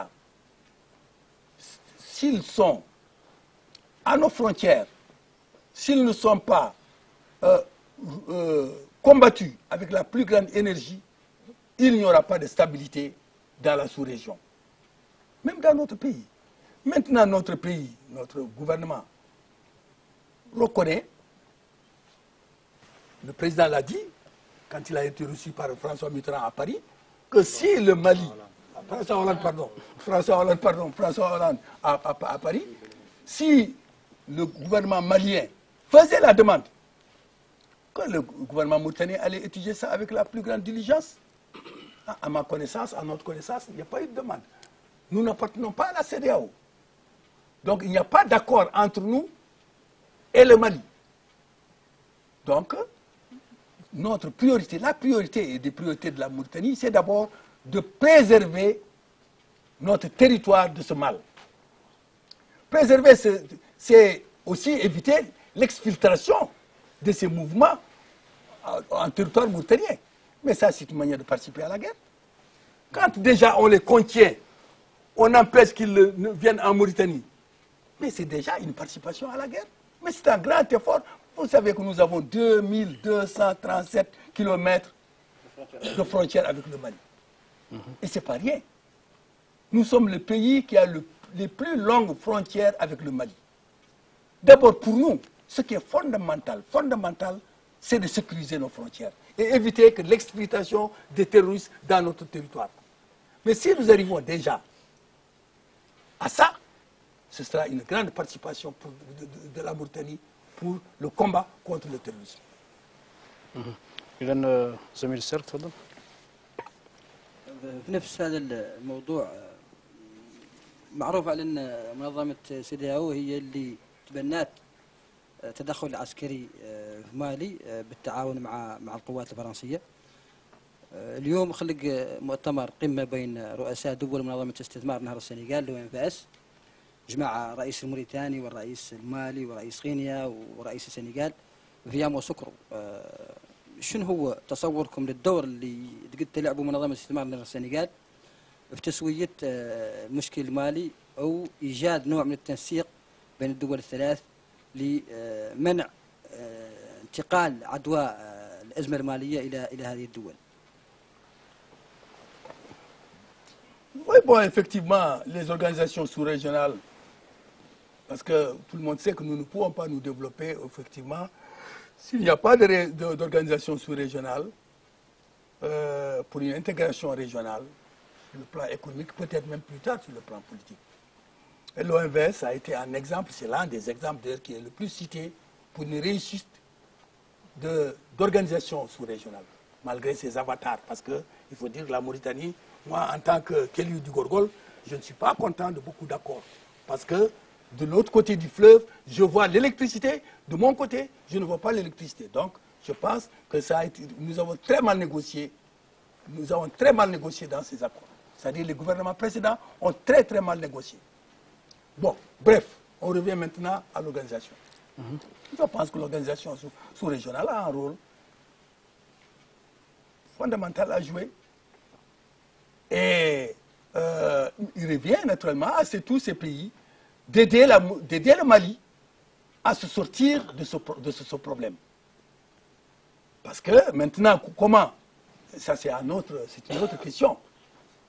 Il y a plusieurs manières de pouvoir, d'aider en tout cas le Mali à sortir de... Je pense qu'ils sont là-dessus. La rencontre effectivement de Yamoussoukro, comme vous l'avez dit, peut-être sera un exemple pour aider à sortir le Mali de ce problème. Atier. Je crois que la sortie de crise passe quand même par une guerre contre ces bandes-là qui écument le Sahel. Oui. Ce qu'on ne comprend pas, c'est que la Mauritanie a été la première à exercer des poursuites jusque dans le territoire malien. Qu'est-ce qui l'empêche aujourd'hui de prendre part à cette coalition contre ces terroristes? C'est ce que, en tout cas, nous, ce qu'on n'arrive pas à comprendre. Ça, c'est un aspect. Le deuxième aspect, c'est que je pense que le problème qui se pose aujourd'hui, c'est la fin, l'après-Serval. Qu'est-ce qui va se passer? Quelle sera? Est-ce que la Mauritanie va rester cantonnée dans ses frontières pour endiguer peut-être les flots, mais qu'est-ce qu'elle peut apporter dans la négociation, dans les 3 scénarios qui sont mis en place par l'ONU et l'UA pour la sortie définitive de crise? Parce que le problème, ce n'est pas de gagner la guerre, mais c'est de préserver la paix et la sécurité. Bon, moi, je vous ai répondu pour la première question. Je vous ai dit pour la première question.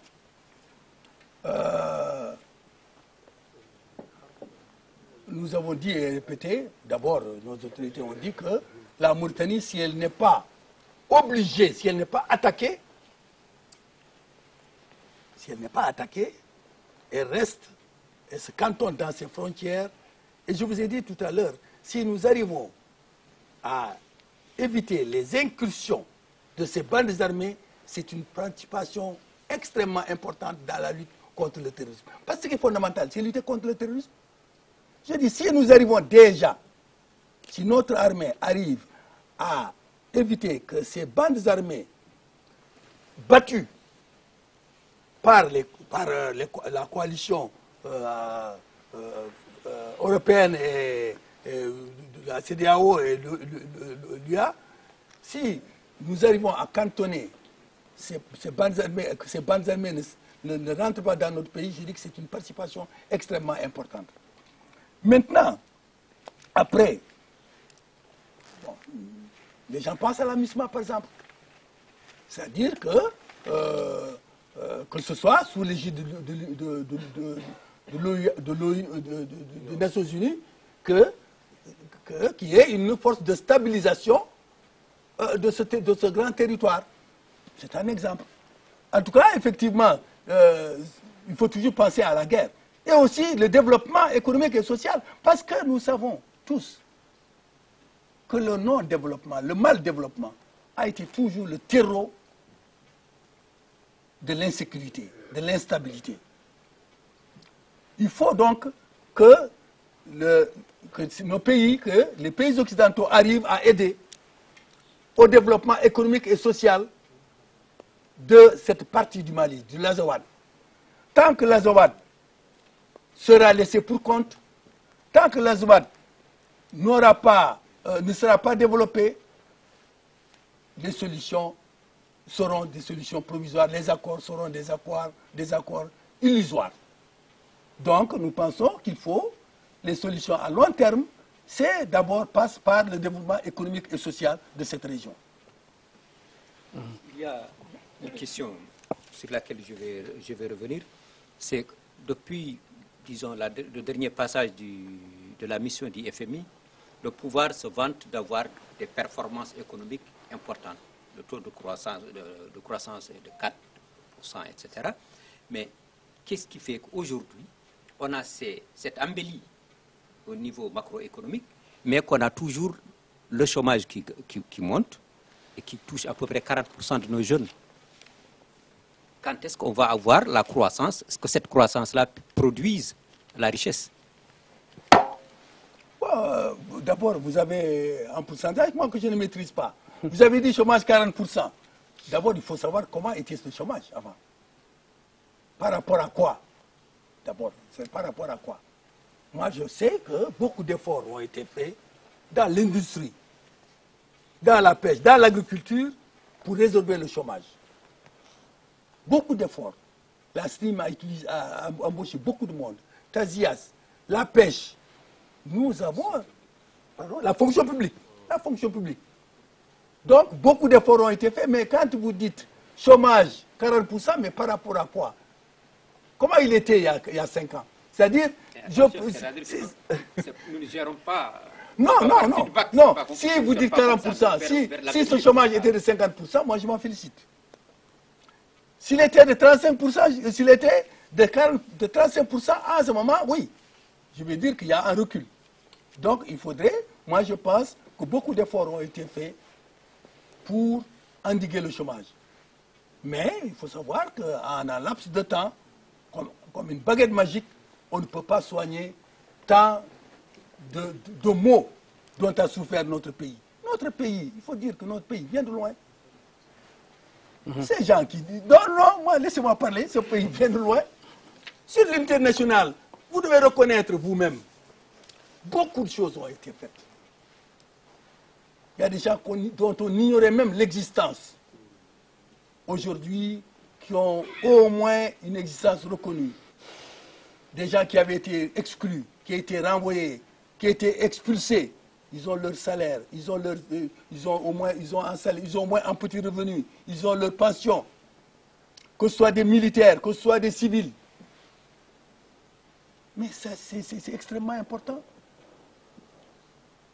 Bon, j'espère que vous me poserez aussi des questions. D'autres, je vous répondrai. إذا سؤال الزميل دوب نرجع لك فيما بعد نسمع دوب إن شاء الله. Bon, moi je vais toujours rester dans le cadre du dossier malien avant d'attaquer un peu, de poursuivre sur le même élan que mon confrère. Moi, ce que je voulais savoir, c'était vous savez très bien que la Mauritanie est pratiquement le premier État engagé, ce qu'elle a qualifié, je crois, de guerre préventive au Mali.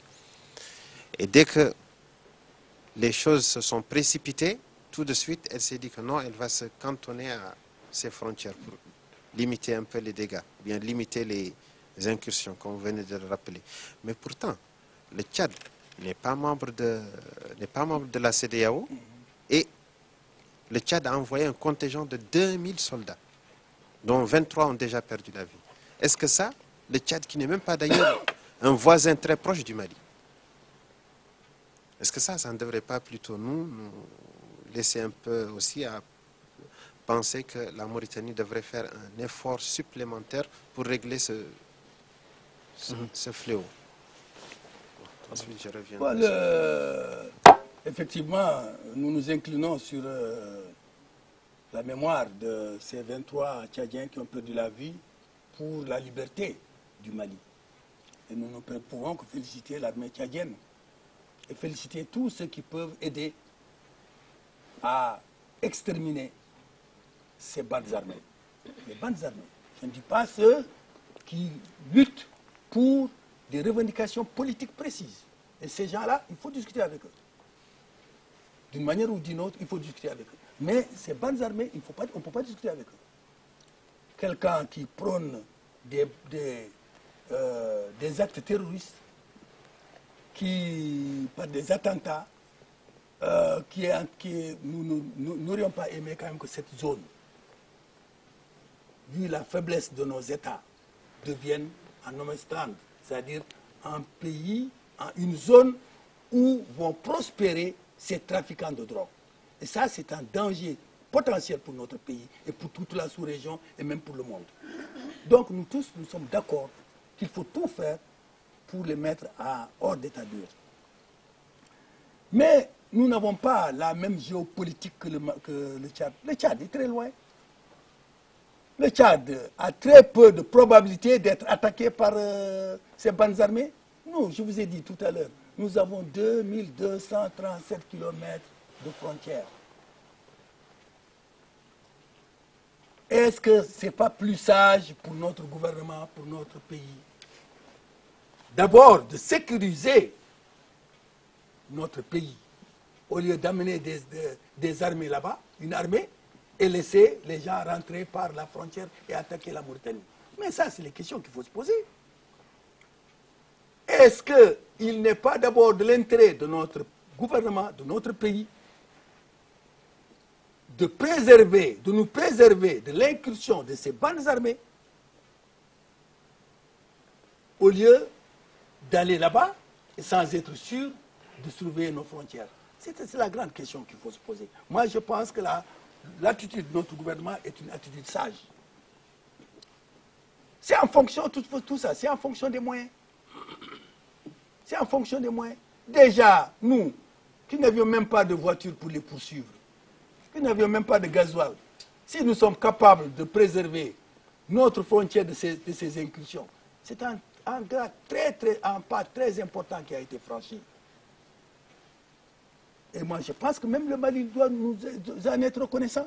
Le Mali doit en être reconnaissant d'avoir déjà sécurisé notre frontière, d'empêcher ces bandits de venir en Mauritanie. Vous avez vu, ils préfèrent aller vers l'Algérie parce qu'ils savent qu'en Mauritanie, il n'y a pas de passage. لأن السيد الرئيس أعتقد أن الملف الإفريقي أعطيناه ما يكفيه من الوقت لنتحدث قليلا عن الانشغالات العربية. سيد الرئيس، تعلمون أن ما حدث في المنطقة العربية تطورات كبيرة. ما زلنا حتى الآن حائرين في مستقبلها وآفاقها. ما حدث في تونس، ما حدث في ليبيا ومصر، وما يجري حاليا في سوريا. هناك من يعتقد أن ما يعرف بالربيع العربي عبارة عن صحوة وعبارة عن نهضة ستوصل الأمة العربية إلى طموحاتها الدفينة.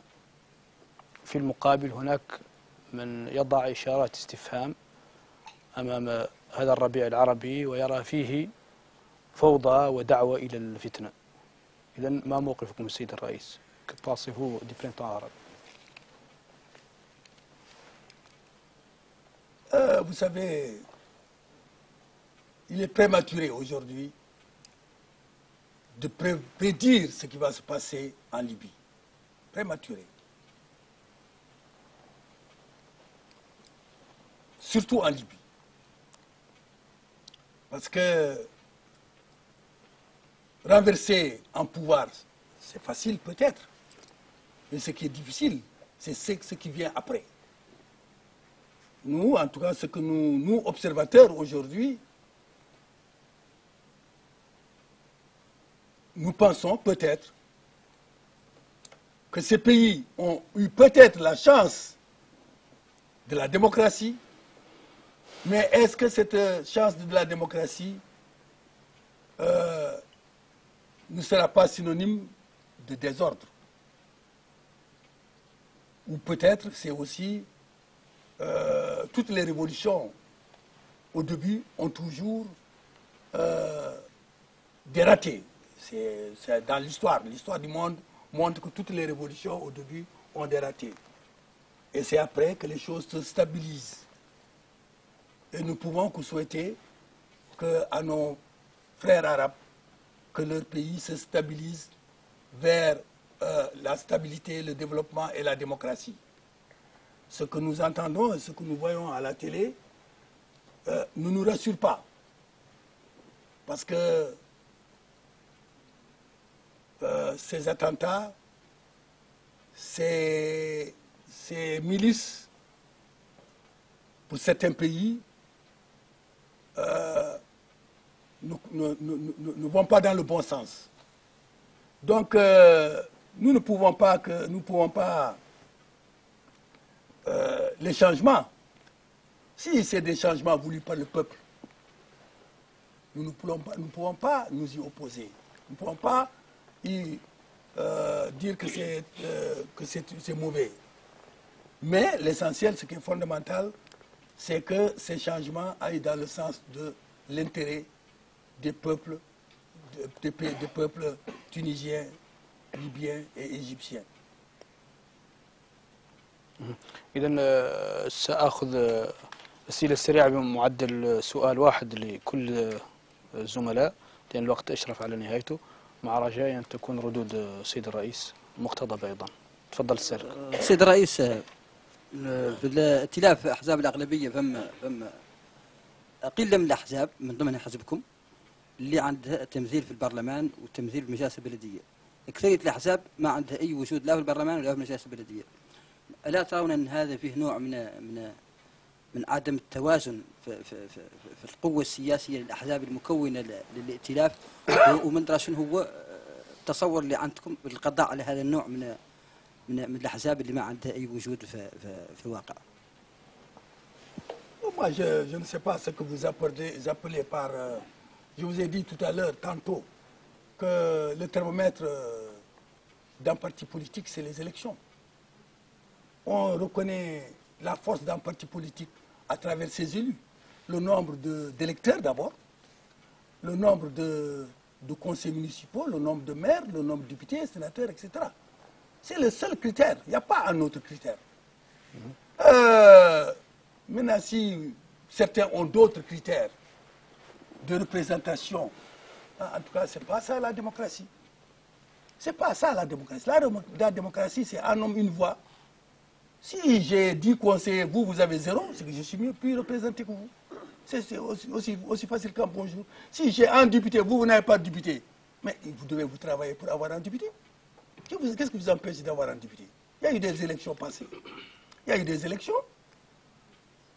Donc, chaque parti aspire à avoir un nombre d'élus capables de donner une force sur l'échiquier politique de son pays. Et la force d'un parti aussi se mesure à travers ses élus. السؤال الأخير الزميل أتية تفضل. La question c'est par rapport c'est par rapport au gouvernement d'union. C'est-à-dire, je pense que si le président Messoud a proposé dans son initiative la formation d'un gouvernement tantôt d'union, tantôt de large ouverture, etc., c'est parce que quelque part, il y a des craintes par rapport à l'organisation des élections. Il y a certes une CENI, mais aujourd'hui, est-ce que notre administration est suffisamment préparée à la neutralité dans le scrutin? C'est ça la préoccupation majeure, je crois. Et nous avons dit que l'administration n'organise pas les élections. Donc il n'y a pas une question de neutralité ou de pas neutralité, c'est la CENI qui organise les élections. Donc là, le problème ne se pose plus. Maintenant, est-ce que si ces élections sont organisées, les acteurs politiques vont reconnaître les résultats de ces élections? Malheureusement, en Afrique... Mais la CENI, excusez-moi, elle organise les élections, avec la direction Oui, des élections logées au ministère Oui, de l'Intérieur. mais ça, cette direction a très peu de pouvoir. Le pouvoir revient surtout essentiellement à la CENI. Essentiellement à la CENI. Maintenant, encore une fois, en tout cas, moi je pense que nous tous les acteurs politiques, aujourd'hui, devaient tout faire pour qu'il y ait des élections. Parce que c'est ça, encore une fois, la démocratie se mesure à travers les élections. Nous devons tous aller vers les élections. Tout faire pour qu'il y ait des élections transparentes, crédibles.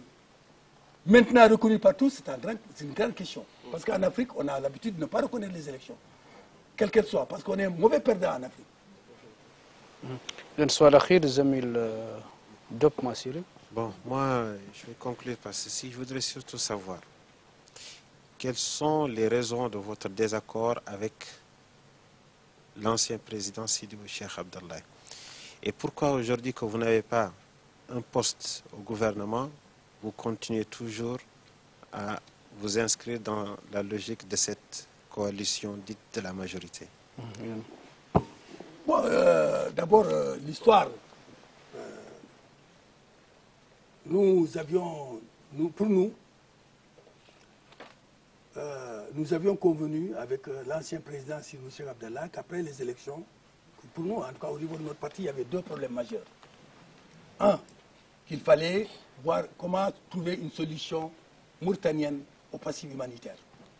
Ça, c'était une condition sine qua non. Et j'étais le négociateur. J'étais mandaté par mon parti pour négocier avec lui. Et de deux, comment le parti allait participer à tout ce qui allait se faire. Je lui ai dit, c'est simple. Tout ceci devait se faire à partir des élections municipales passées. Parce que tout, c'est aussi simple qu'en bonjour. Le ministère de l'Intérieur a les résultats des municipales. Nous avions 5,5%, nous ne pouvons pas réclamer plus. Tout en étant sûr de lui avoir apporté beaucoup plus. Parce que les élections, tout le monde sait que ces élections passées, les élections de 2006, ont beaucoup lésé ceux qui n'écrivaient pas. Parce qu'il fallait écrire bas, et si vous n'écrivez pas bas, vous n'avez pas écrit, votre bulletin était considéré comme nul. Un exemple bien simple, nous avons eu par exemple 1920 bulletins nuls à Funglet. Le sénateur est là certainement pour attester. Ah bon? Bon, oui, c'est vrai, il n'était pas avec nous. Bon, en tout cas, quoi qu'il en soit, nous pensions lui avoir apporté plus de 5,5%. Et il se trouve, la vérité, c'est que l'ancien président a voulu créer ce qu'on appelle un gouvernement d'union nationale. Nous n'étions pas contre. Mais nous avons dit, ce qui est très simple, et ça c'est très simple, aussi facile qu'un bonjour, nous ne rentrons pas dans une clé de répartition des portefeuilles avec des gens qui ne vous ont pas élus. C'est aussi simple, c'est ce que je lui ai dit. C'est ce que j'ai dit au Premier ministre. Il est là, c'est Wafed aujourd'hui, il peut l'attester. Ce que j'ai dit devant tout le monde. Nous ne n'entrons pas dans une clé de répartition avec ceux qui ne vous ont pas élus. السيد الرئيس الوقت يمضي بخصوص Donc, بخصوص c'est الشق ça الثاني. notre problème. Et il a fait venir des gens qui étaient contre nous. Il avait sa majorité, une majorité absolue. Et il a mis sa majorité de côté. Et il a pris des gens qui étaient contre sa majorité. Il en a fait dans son gouvernement. إذا الوقت السيد الرئيس Vous n'ignorez pas, nous سيد الرئيس faisons partie du gouvernement. سيد الرئيس Et très bien présenté. سيد الرئيس بخصوص الشق الثاني المتعلق بالتمثيل في الحكومة، ولدينا 3 دقائق فقط لأن وقت البرنامج انتهى.